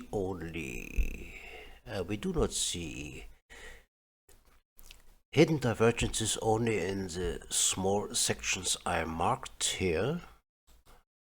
We also see a hidden divergence which evolved in a much larger scale. So let me say it like this. Firstly, we could observe a hidden divergence evolving on a larger scale, which was confirmed again by a hidden divergence on a smaller scale. And this you can also watch on the E-mini, in the oil, in the gold, followed by some powerful moves. We will see some more examples of this. I just wanted to emphasize that if you see this kind of divergences evolving during a greater intraday time span, followed by a meaningful move in the opposite direction, you have seen what it is called absorption. It is a building up process of the OTFs preparing a move in the opposite direction, an undetected move, unnoticed activities, because you cannot see this on a normal chart or on a normal volume diagram. So the delta tools are very powerful analytical order flow tools to detect the activities of OTFs, giving you a really great advantage in relation to normal chart traders. But it is not always as easy to recognize as here. Trading the mini Hang Seng future is so much more easier than trading the DAX or the E-mini, because I think Asian retail traders, they do not have any idea of order flow. But there is many of them. I mean, many of normal retail traders. I once read an article in Bloomberg saying that they estimate that in China there are about 1 million day traders. I'm going to show you some more variations of what I am talking about here, or tried to explain you. On the left hand side we see delta making a new high, but price does not confirm this. In the middle part we see a situation in which this divergence or deviation only takes place within one candle. On the right hand side we see another type of hidden divergence. This time you should look at the low of the candles. We see higher lows in the delta chart, but see lower lows on the price chart, which means price is leading the way to the downside, whilst retail market participants are still buying. following the trend, but the trend has already reversed. They keep on buying whilst market makers have turned the price already down. Because they can't see this in their charts. They just buy the higher highs. Somebody who is participating in this course and has never seen or thought about this kind of situations will need some time to understand this concept and to recognize these situations on the chart. Because, as I said, it goes against the principles of human thinking. So again, I ask you kindly go back in your charts and look for similar situations to get some routine in finding these situations. Because very often you will find them at the beginning of meaningful moves after or in the areas where you get reference zones from the macro level. Do not apply this in an isolated way. Always connect it with the whole picture of the profiles, the reference zones.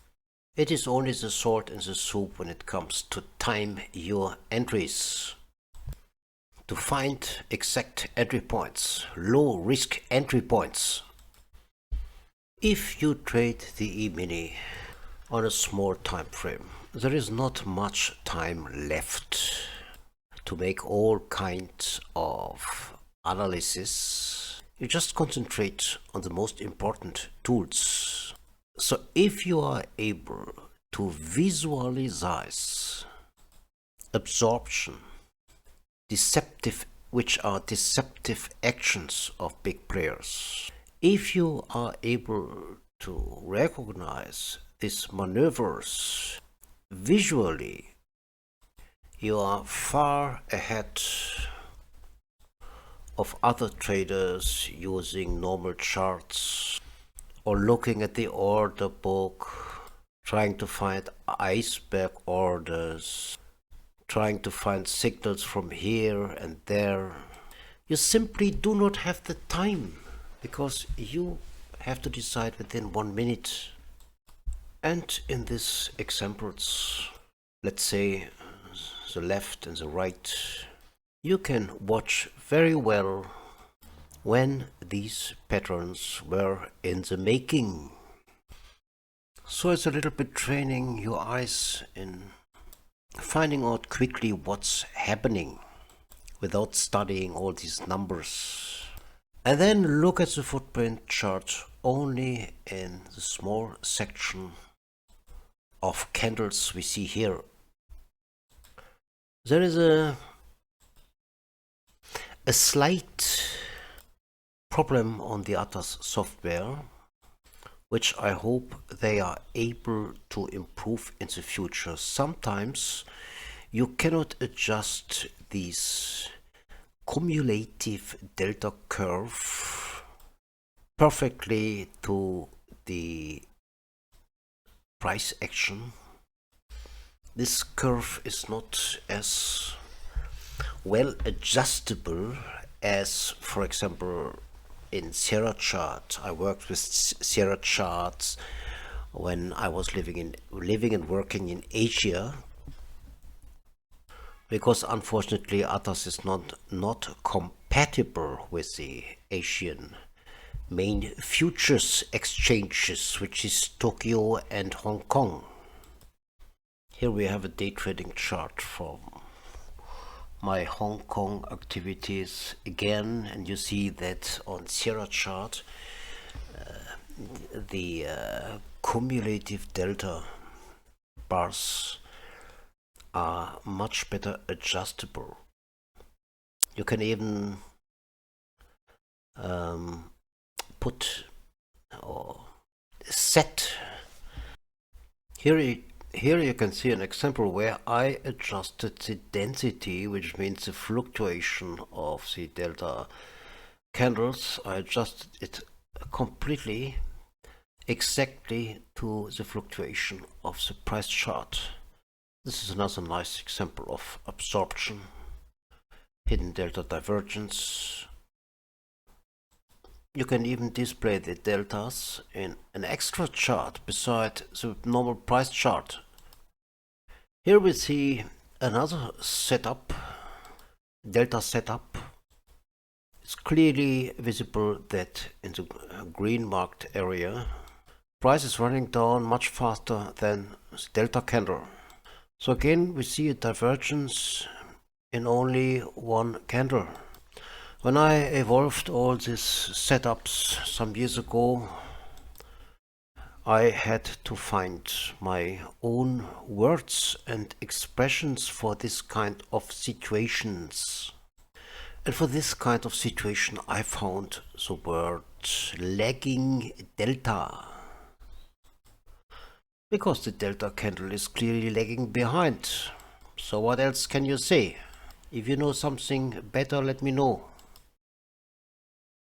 In the part about softwares, hardwares, and so on, it's chapter 11, I mentioned that in the end, there is no software which really serves you for all purposes. Summarizing all the advantages you have with ATAS software, I would still decide for ATAS because it has so many really neat features.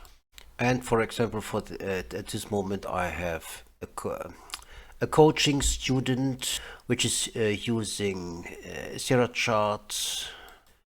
He's switching to ATAS now because he has some difficulties in handling this software as quickly as it can be done with ATAS. I talked to ATAS about this topic in improving the display of the cumulative delta curve. Well, it's not bad, but it can be better and more clear sometimes. But when I talked to them some weeks ago, I had the impression that the developers of ATAS have not recognized the advantages you have in the studying the cumulative delta curve. Chartware or software developers are not traders. They sometimes do not understand fully the needs of a trader. Well, I don't know much about other traders, but at least my needs. So I hope they will understand that this is an important tool. Let's go to the third part of the delta section now. And here we are with delta part 3. In the last two lessons I discussed the meaning and importance of the delta tools. We learned about two types of delta, what I called a direct delta divergence and a hidden delta divergence, which are deviations of the delta curve. And in this lesson I would like to introduce or present another important variation, which is a mix out of direct and hidden delta divergence, which you can observe at the beginning of very powerful moves. Here is a 1 minute chart of the E-mini September 2020. For me, September is one of the best trading months. Here we see the market coming out of US lunchtime, and at the end of US lunchtime you see the start of a meaningful move. What has happened before? Before we see big market participants selling into the rising market. This cannot be caused only by retail traders. In this situation, we see absorption, which means big players are preparing or prepared a reversal. At this particular point, there might have been many classical trend traders thinking about a bounce back at the lower part of the trend channel and following the trend, taking a long position, especially when they see this pin bar. And now we will have a closer look on this suspicious area. What do we see on the footprint chart here? On the footprint chart, we see traders taking a long position. There's a green imbalance, stacked imbalance. There is also big traders taking a long position here. And now it seems that the market would go up north following the trend. Immediately after this, we see a lot of red numbers. And what do we see on the delta chart? We see what I called a lagging delta in the last part of the last session, which means the majority of traders has not recognized yet that the market is going down instead of following the uptrend. Let's have a look now on the BAV footprint chart. There we see something I called a red ladder. And this chart situation shows something which seems to be common as well. Hearing people or traders talking about the footprints and stacked imbalances, they try to combine it with classical chart patterns as we saw it here. And this is why analyzing footprint charts in the wrong way can be dangerous if you understand what I mean. So all these people who combined the footprints with classical analysis, seeing a pin bar, lower end of the trend channel where prices turned in the first place, getting excited about this positive imbalance or this green imbalance, they all get forced to cover their long positions with a short position now, liquidate their long positions going short, and this causes some extra momentum. So what we are seeing here is a mixture of direct divergence and hidden divergence by means of this lagging delta. The hidden divergence, this lagging delta, showed exactly the start of a big downtrend. It marked the transition process of big sellers switching from absorption to aggressive activity, switching from undetected activities to evident activities. And this is the follow-up.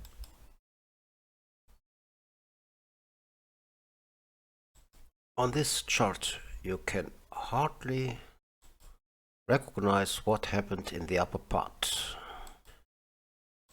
You see a huge plunge of 40 S&P points within half an hour.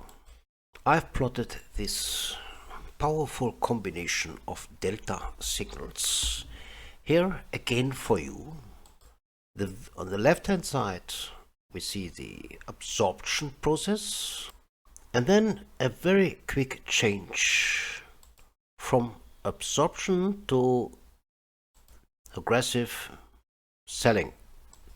So if we notice this and enter, when we see, after seeing the red ladder, where do I put my stop loss? I put my stop loss where the trapped trader is sitting, because if this price level is reached again, my trading decision makes no sense anymore. Doesn't it? Let's study another situation quickly. Here we get a signal from the chart that a stop running maneuver could be in the cards, or in the likelihood. We talked about typical stop running situations. I do not want to go into detail here again now. I just want to talk about deltas, which can help us to find these opportunities, helping us to make the right trading decisions. And this is what we see. Having a look at the price and the delta curve.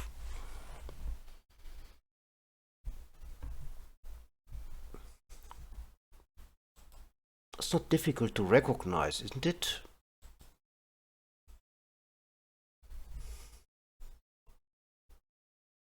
Delta going up, price already going down. What do we see on the footprint at the same time? We see a big seller stepping in. And this is followed immediately by a stacked imbalance. In this situation, it is best to enter as soon as possible, because on these sharp down moves, sometimes you will be left behind when you wait too long. And it is not difficult to decide where you put your stop when you have entered, seeing the candle showing the stacked imbalance. You put your stop somewhere where you have seen the big seller entering the market, because if this price level is reached again, your trading plan does not make sense anymore. What do we see on the BAV chart? We see the big seller, 709, accompanied by a POC divergence on the left candle next to him. And this all is followed by a stacked imbalance immediately. And this is what happened afterwards.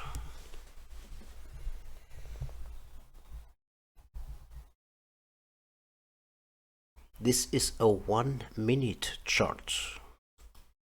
And now let's talk briefly about some theories about taking profits. You can read a lot about this CRVs, or risk return ratios they try to calculate before they enter a trade. I think it is best to watch the momentum after entering a trade and not think too much. And if you have had 10 lower lows and 10 lower highs in a row, making 30 S&P points within 10 minutes, and after this you would start thinking about taking a profit or not taking a profit, you have something elementary missed. If you have a trade like this or are able to localize the beginning of a trade like this and make this kind of profit, you take your money from the table, because what else can you wait for? I mean, what else can you ask for? And here I show you a last example now, slightly different, but same principle. We get a temporary high, big sellers enter, then we have a lagging delta, price moves down faster, and we see another imbalance evolving where I draw the circle, and the whole thing looks like this afterwards. Hopefully you got some ideas how to apply the delta tool. We will see a lot of examples in the practical part of the course later on, and at the end of this delta section I would like to show a little film I made about some powerful delta shifts.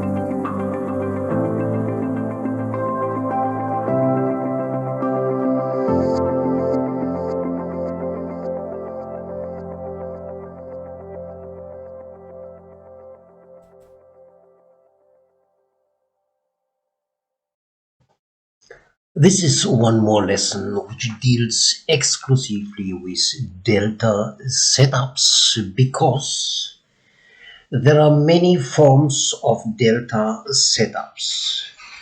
The evaluation of hidden delta divergences, in my opinion, represents the highest level of day trading. Personally, I only ever trade setups where absorption, which means deception, takes place in the form of a trailing or retracing delta,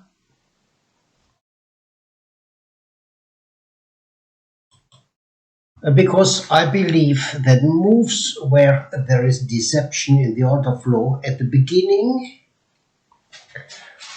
do offer by far the most profitable trades. This may give me fewer trading opportunities, but the best ones. Remember, this course is not about scalping. We are looking for quality instead of quantity. These types of delta setups sometimes can end up so profitable that they entice or tempt readers of my books and students of my course to focus their eyes too much on them, ignoring other important signals in the bigger picture that are needed for confirmation. When I developed my theories about absorption type delta setups about 3 years ago, I started a several-day attempt to trade the E-mini on a 3-minute chart exclusively with delta absorption setups, because I thought that I can make a system out of it. It did not work.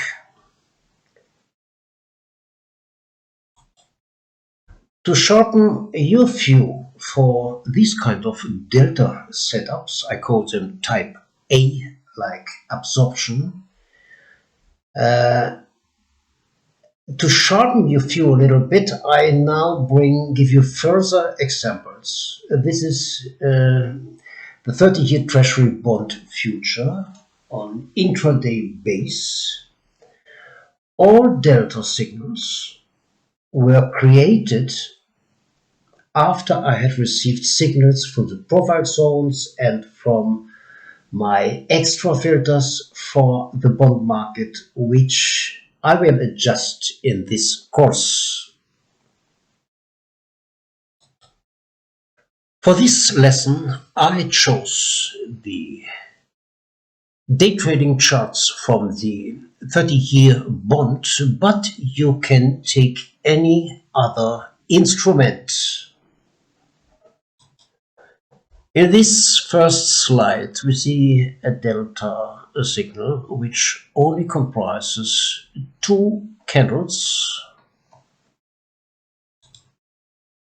You see price running down much earlier than the delta.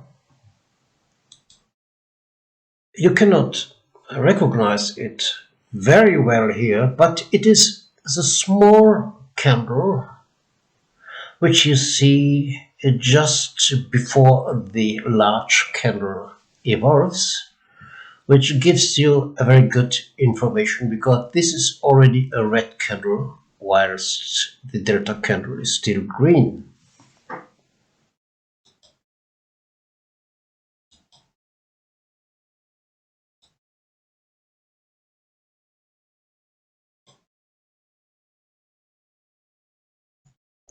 And this is another situation you can observe here. Sorry about this. You see, on the whole, you see a much higher level of delta So you can assume that the absorption which took place here already started some time before.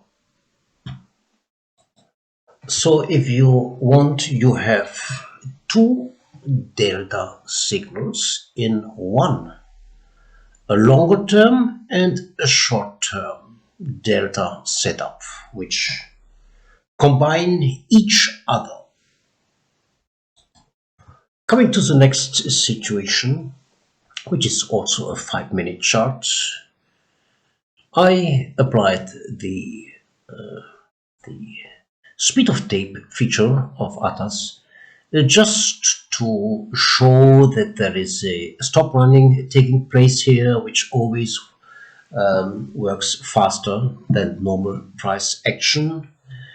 And you see a falling delta, but a rising price, which is a clear signal that the likelihood of a strong move is increased. And you see two delta signals following each other, which could offer you a possibility to build up a position of the second circle, or if you haven't seen the first move, you could still enter the market there.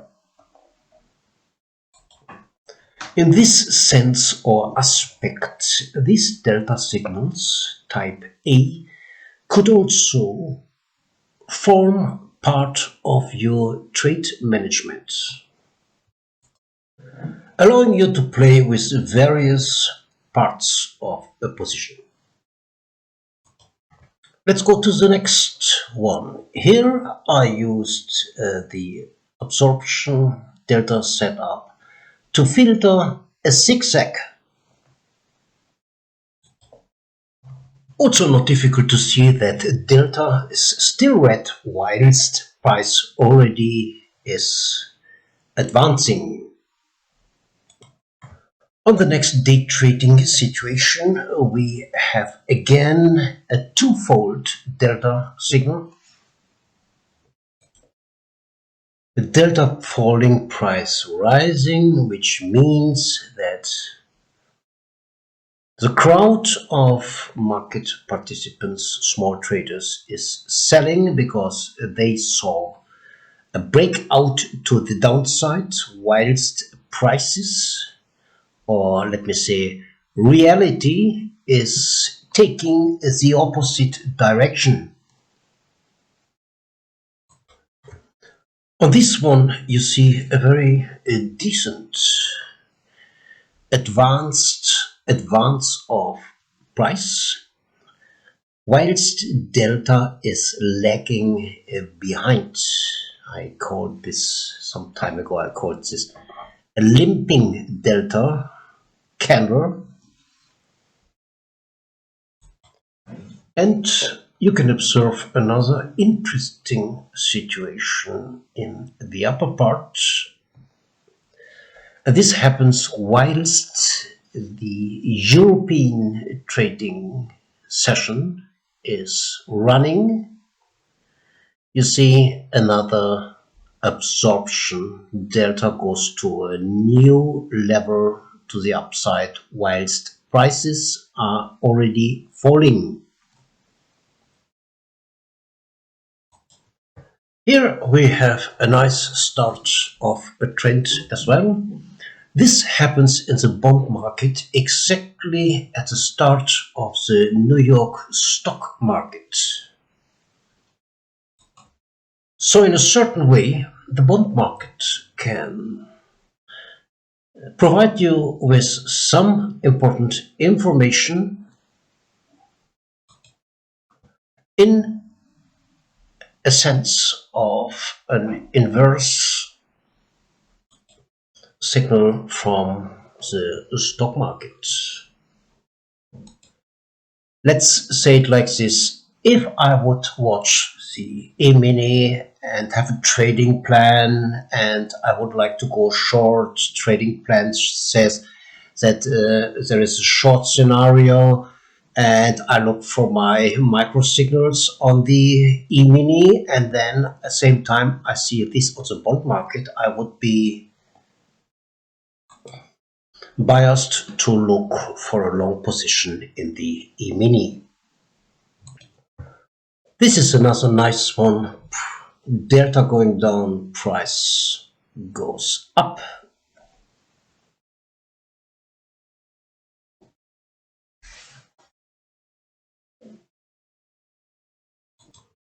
After the first half hour of core trading at 9 o'clock Eastern time,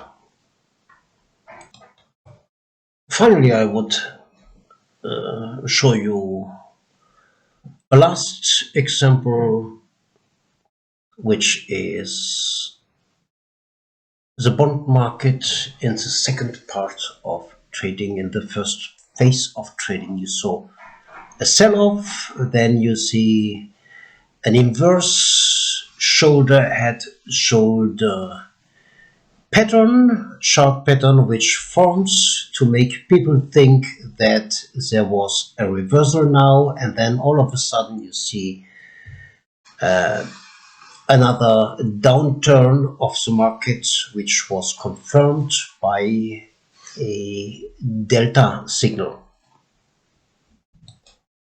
Delta going up, price going down.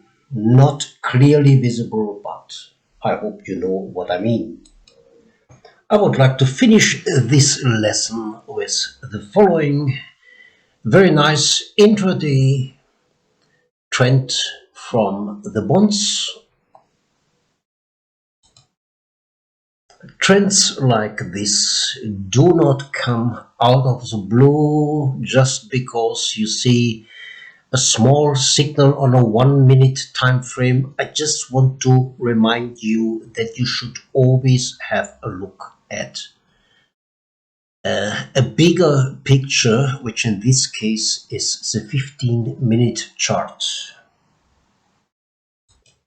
Here you can see that the absorption had taken place all along the European trading hours.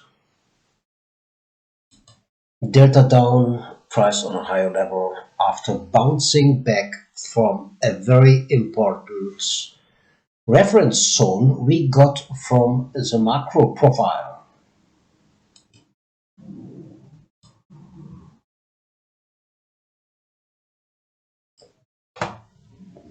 You already had seen one good test of this level, and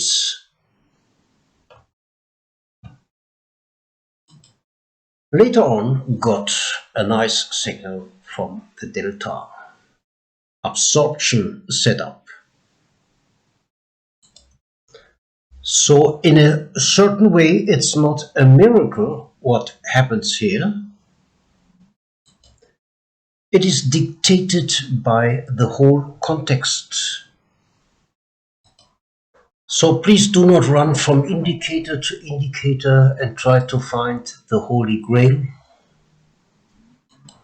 Just connect a few important elements and put them together in the right way. As I have showed you some variations of autoflow setups, I want to end this footprint and delta section with a nice setup which contains a lot of things we talked about. As you might have seen, there is no special rule or checklist you can use when determining a change of market direction. It is all about the context you are dealing with.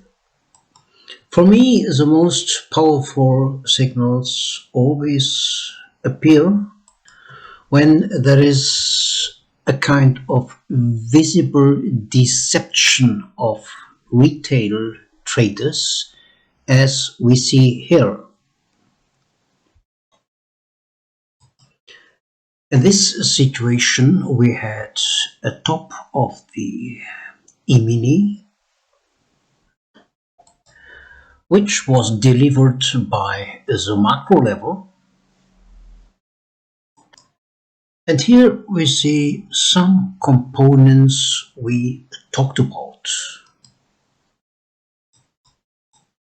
Coming to the top, we see a green candle, but we already have a red POC.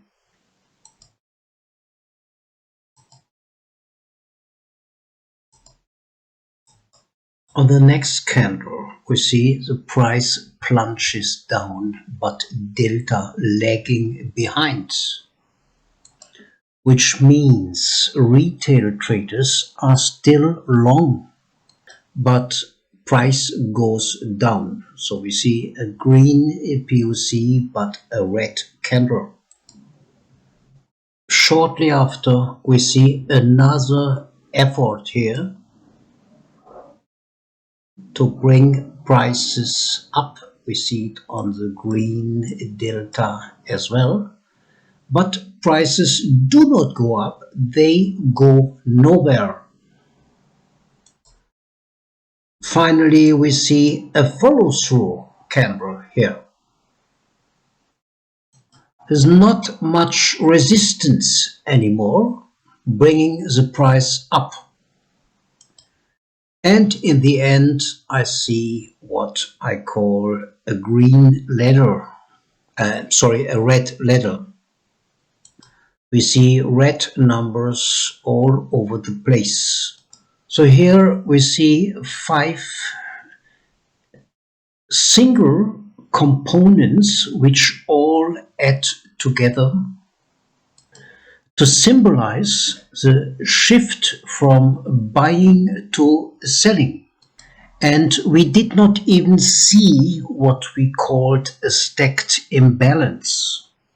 But what happened here should be obvious to you after studying the order flow lessons of this course. You can have any other combination as well. Sometimes a stacked imbalance will help you a little bit to make a decision, and sometimes a mix out of this. I hope this little example, which I added later on, gives you a final idea what I mean when I talk about the order flow shift of power. This, by the way, is just a 1-minute chart out of July 2021.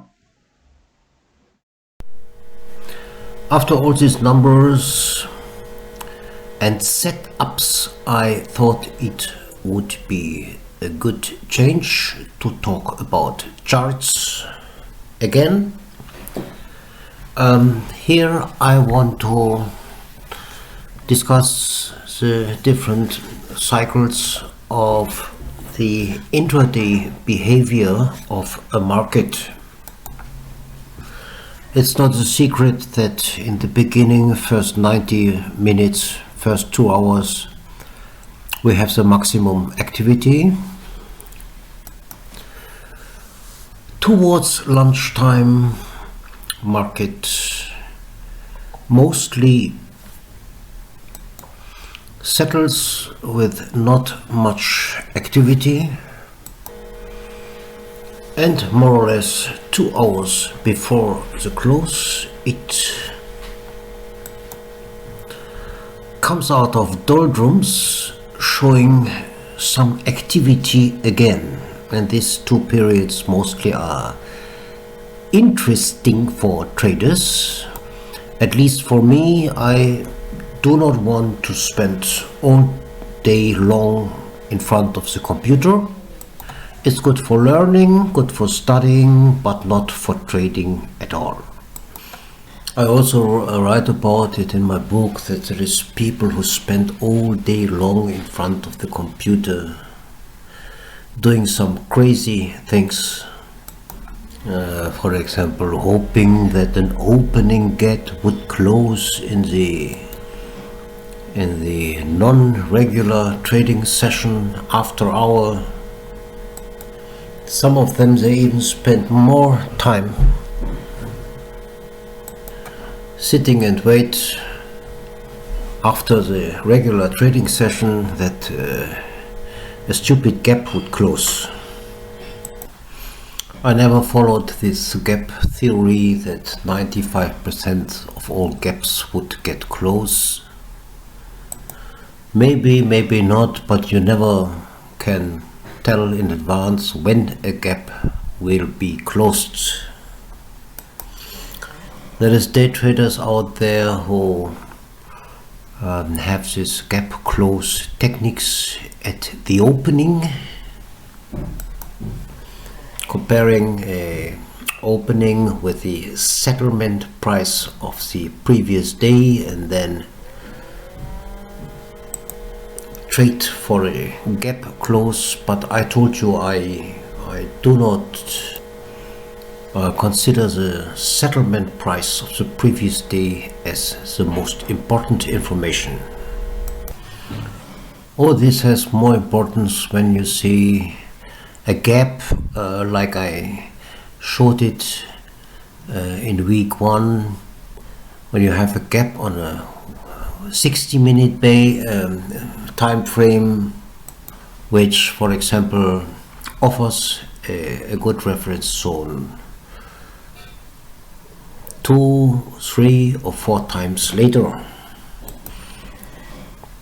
What I have plotted here is the Bollinger Bands, the only indicator I use every now and then since 20 years, because this is, in my opinion, the most versatile indicator. I think every trader, when he starts technical analysis, is much into indicators, looking for the holy grail. My US mentor once told me that in the US everybody wants to have his indicator. This was 20 years ago, but if you look at it now, it seems to have become even worse. I always liked the Bollinger Bands because they give you a very good visual support in spotting a change of volatility, because price action is all about volatility. Volatility is the mother of any price action. No price action without a change of volatility or an increase of volatility. And this is the first reason why I sometimes use the Bollinger Bands, and I recommend it to traders who are not very familiar with congestions yet, trading ranges, and even trends. So here for day trading, I always plot the Bollinger Bands with a 5 or 6 period parameter. Most people use it with a 20 period parameter, but this is not advisable for day trading, because with the 20 period parameters you cannot plot the opening phase properly, because you have always big distortion in between the non-regular trading hours and the regular trading hours. So I put a 5 period parameter to be as close to the volatility situation. The Bollinger Bands normally have in the middle part a moving average, which I do not need, because I do not trade based on moving averages.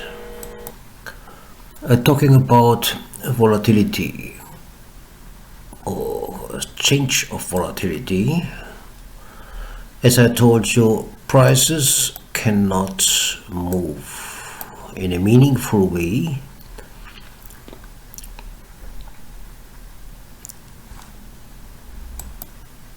without an increased volatility. And an increased volatility you notice in the Bollinger Bands when you see the bands widening.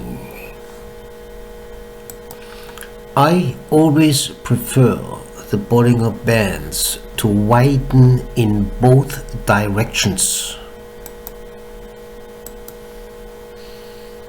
Like here.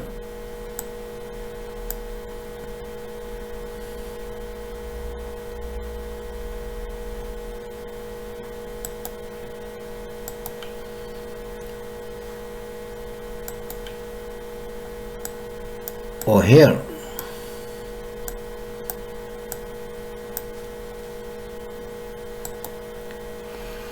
There's another information the bands can give you.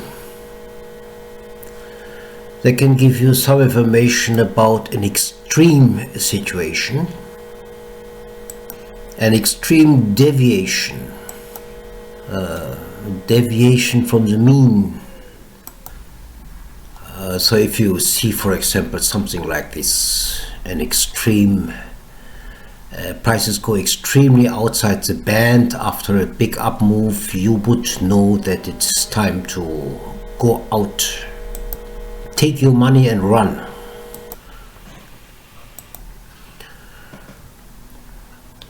The second good information we can have from the bands is that in a meaningful move,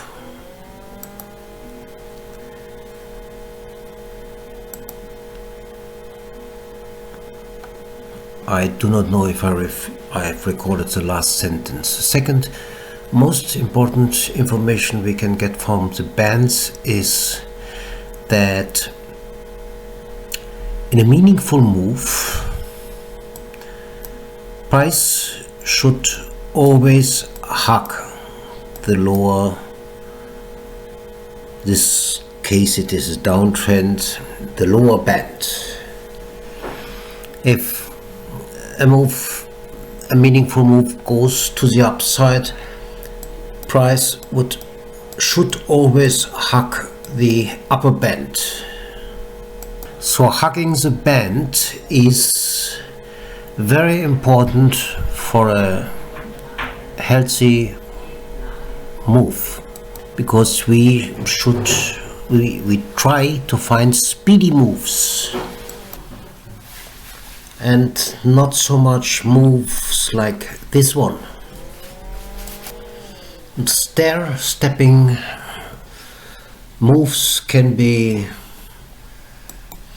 a bit stressful for a day trader, because you start thinking, it's congestions, no congestion, price move again, congestion, and so on. And there is a final thing I look for when I apply the Bollinger Bands. This is called head fakes. I circled them here. This comes from the ice hockey, but you can also derive it from football. So this is a movement, if you imagine that you are a defender and a player runs towards you, then he starts irritating you, looking into the other direction, turns very quickly and shoots. And this is what you see here. Bollinger Bands widen, it looks like the trend would continue, or here as well, and then all of a sudden it changes direction. We're talking about the different periods, intraday periods. Again,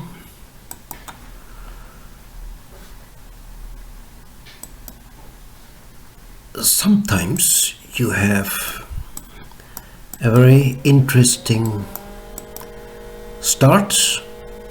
This is when the market started, but gives good opportunity And then you see a kind of shitty period towards the close. But sometimes it's the other way around. You can't demand from the market to offer you some good opportunity or adjust himself to your timetable.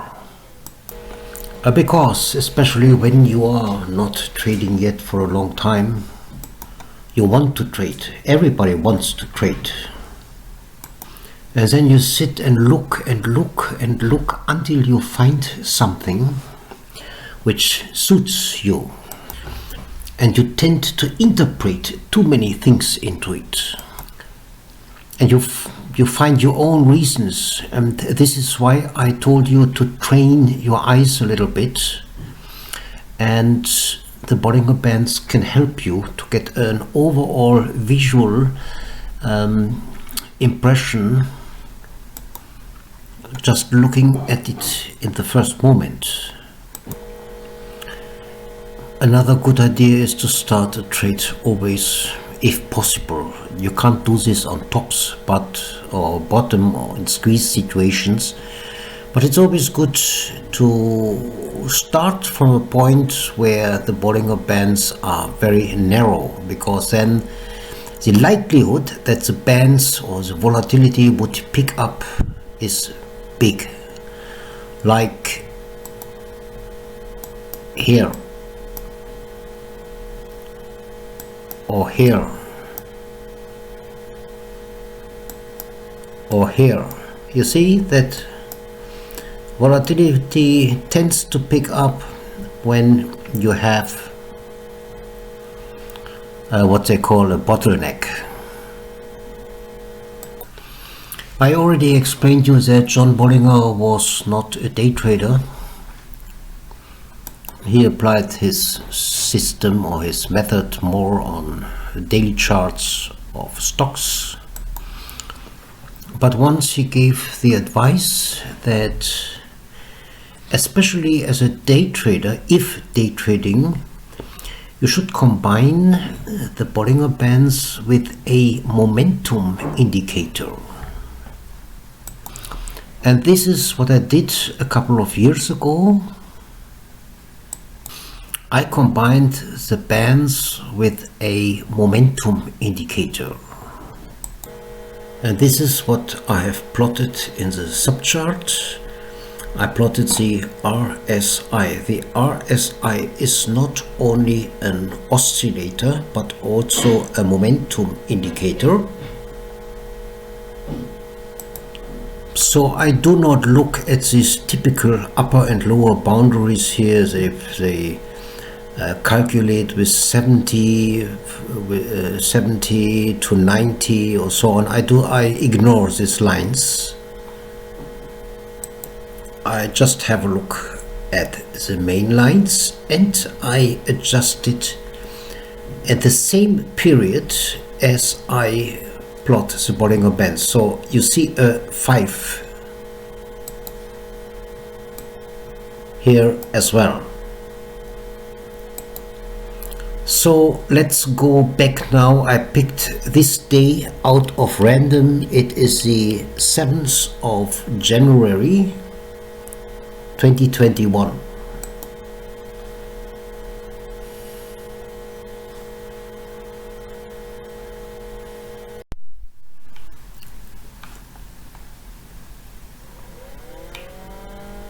So let's start the main session, beginning of the main session now.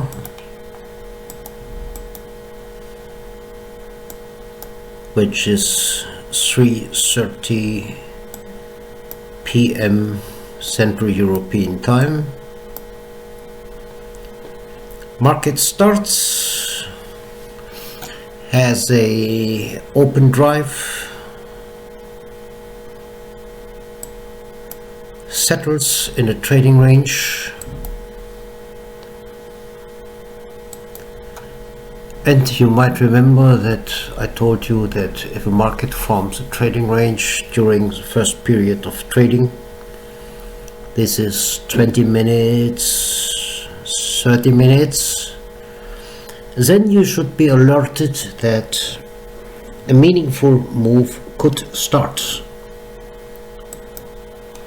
So you see the bands, the price hugging the bands during this open drive period.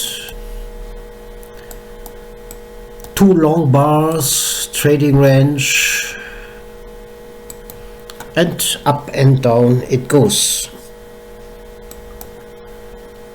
If I would plot a profile now, we would see something very familiar. 1, 2, 3 crossovers of the POC. And after this, we concentrate on the situation. A moment ago, I told you that if the bands start widening, and this is what we see here,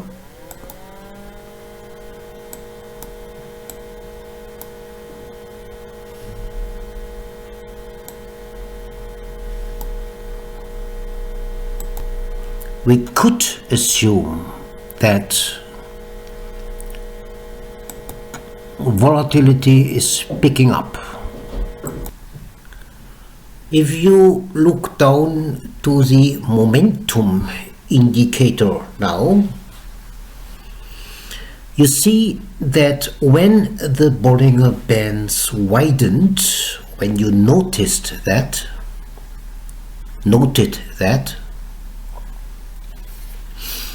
the momentum indicator already had shown up. So the momentum indicator gave a kind of preliminary information that volatility possibly could pick up soon. Let's check the next very nice trend resulted. Prices hugging the bands. Let's check the next period now. 1 hour after trading, after the opening.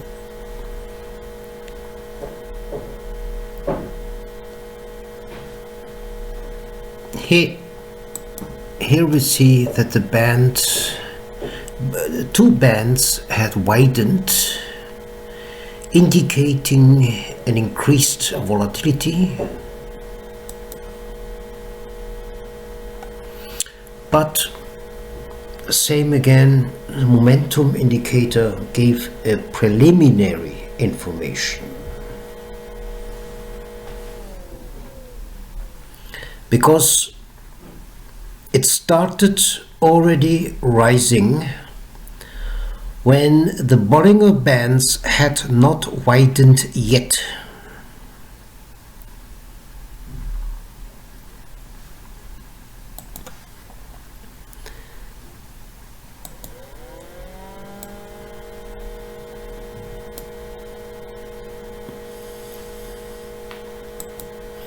What do we see in this situation?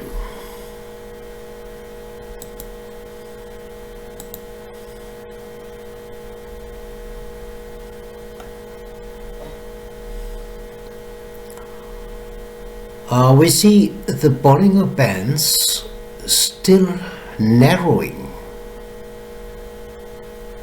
Bollinger Bands getting more narrow, but the momentum indicator already rising. A preliminary information we got from the momentum indicator in relation to the Bollinger Bands.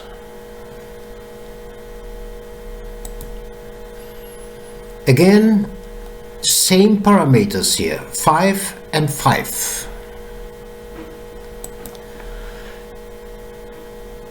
Hence, I do not look for these lower and upper limitations of the horizontal lines, because this is a mathematical calculation. I just watch the speed of the momentum indicator to give me a preliminary signal wherever the indicator is. There is another little help the bands can give you. Let's talk about an example.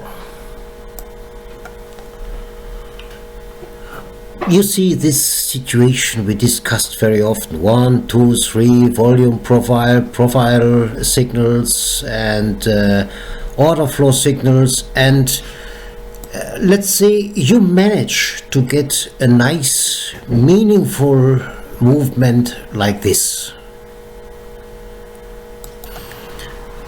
Then all of a sudden, this is a 1 minute chart, prices retrace,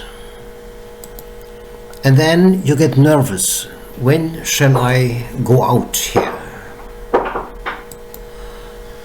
Of course you can go out here, but nobody is able to get the highest point all the time. Experienced traders sometimes, yes, because they have a feeling. No system can tell you either. But let's say you see a move like this. Markets very rarely go like this immediately. In this case, it would be wise or smart to wait until you see a second bounce on the Bollinger Band, because this is what happens mostly. So if you would leave the market at, let me say, 37.90 or 37.86, this is a big difference. Let's play this game till the close of the session now. We already discussed this. See what happens here.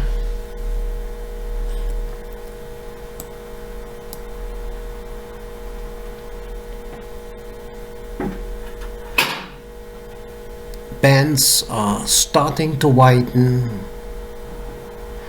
Still flat here, the bands, but momentum indicator already rising.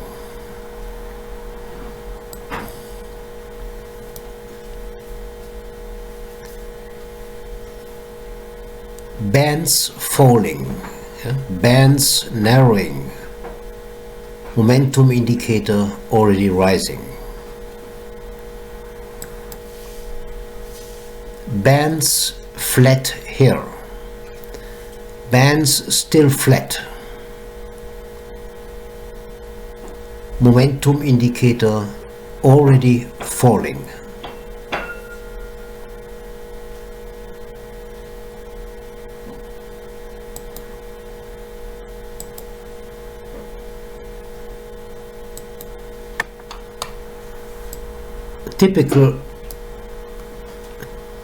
Typical situation. 2 long bars, trading range, 1, 2, 3, false breakout,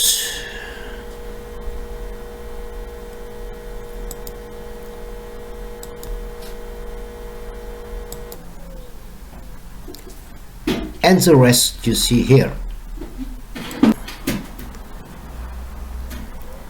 Bands flat, indicator falling.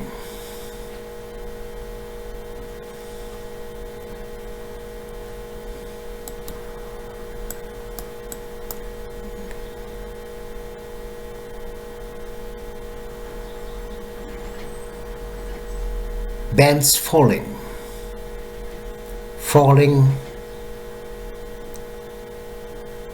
indicator rising.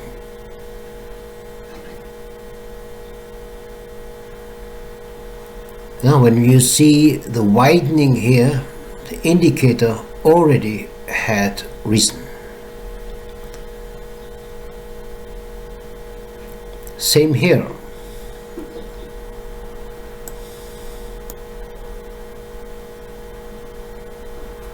Bands falling, bands still narrowing, bands widen here, indicator had risen, momentum indicator had risen already.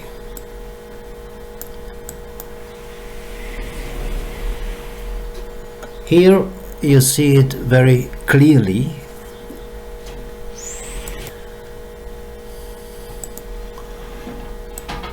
This is a classical indicator setup, but we do not look for this. We just look for the change of volatility.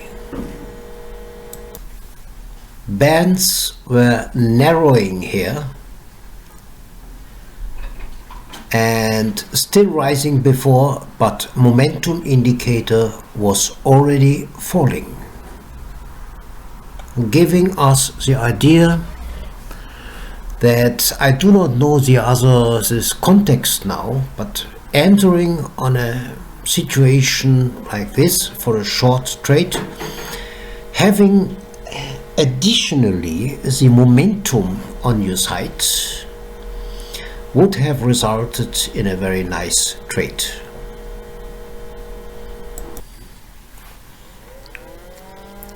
The bands falling, indicator already rising.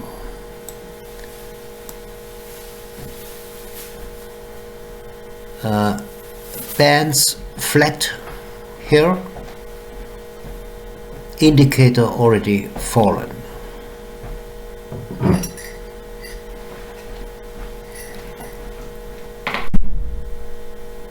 Bands still narrowing here, indicator rising.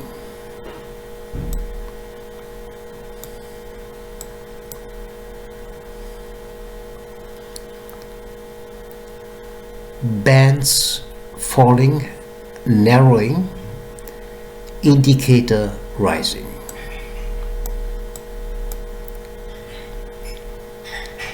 Bands still narrowing, indicator rising. I think this is enough examples for this lesson, because it happens over and over again. Talking about these indicators, we have covered two components. With the Bollinger Bands, we had a look at the information Bollinger Bands can give us regarding volatility. Some people are using the Bollinger Bands for other reasons. I just use it to recognize a change in volatility.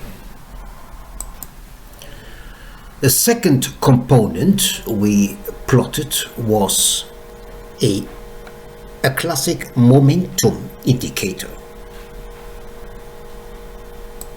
It is both an oscillator and a momentum indicator. You can take any other, like rate of change, momentum. We used the same parameters for the RSI than for the Bollinger Bands 5 and 5. So let's talk about again about John Bollinger's original suggestion, even he was not a day trader, to combine his Bollinger Bands in a shorter parameter, combine it with, he said, a momentum or a volume indicator. the same time he said, and he was right with it, that these classical volume indicators like money flow indicator, Chaikin's money flow, on balance volume, would not be advisable for day trading because the volume changes during the day. I explained that with the main activity and the middle part and so on. With this he was right. But in these times the volume profile was not known as a tool like today.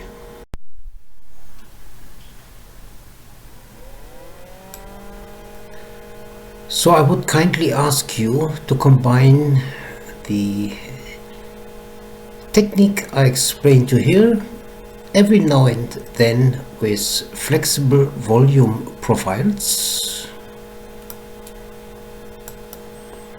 especially when you are in doubt.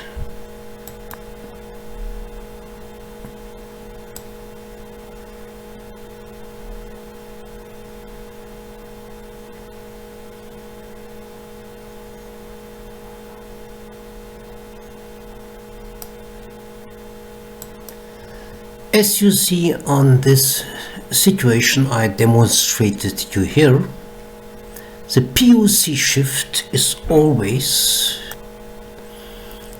the trigger point when you make a decision based on this.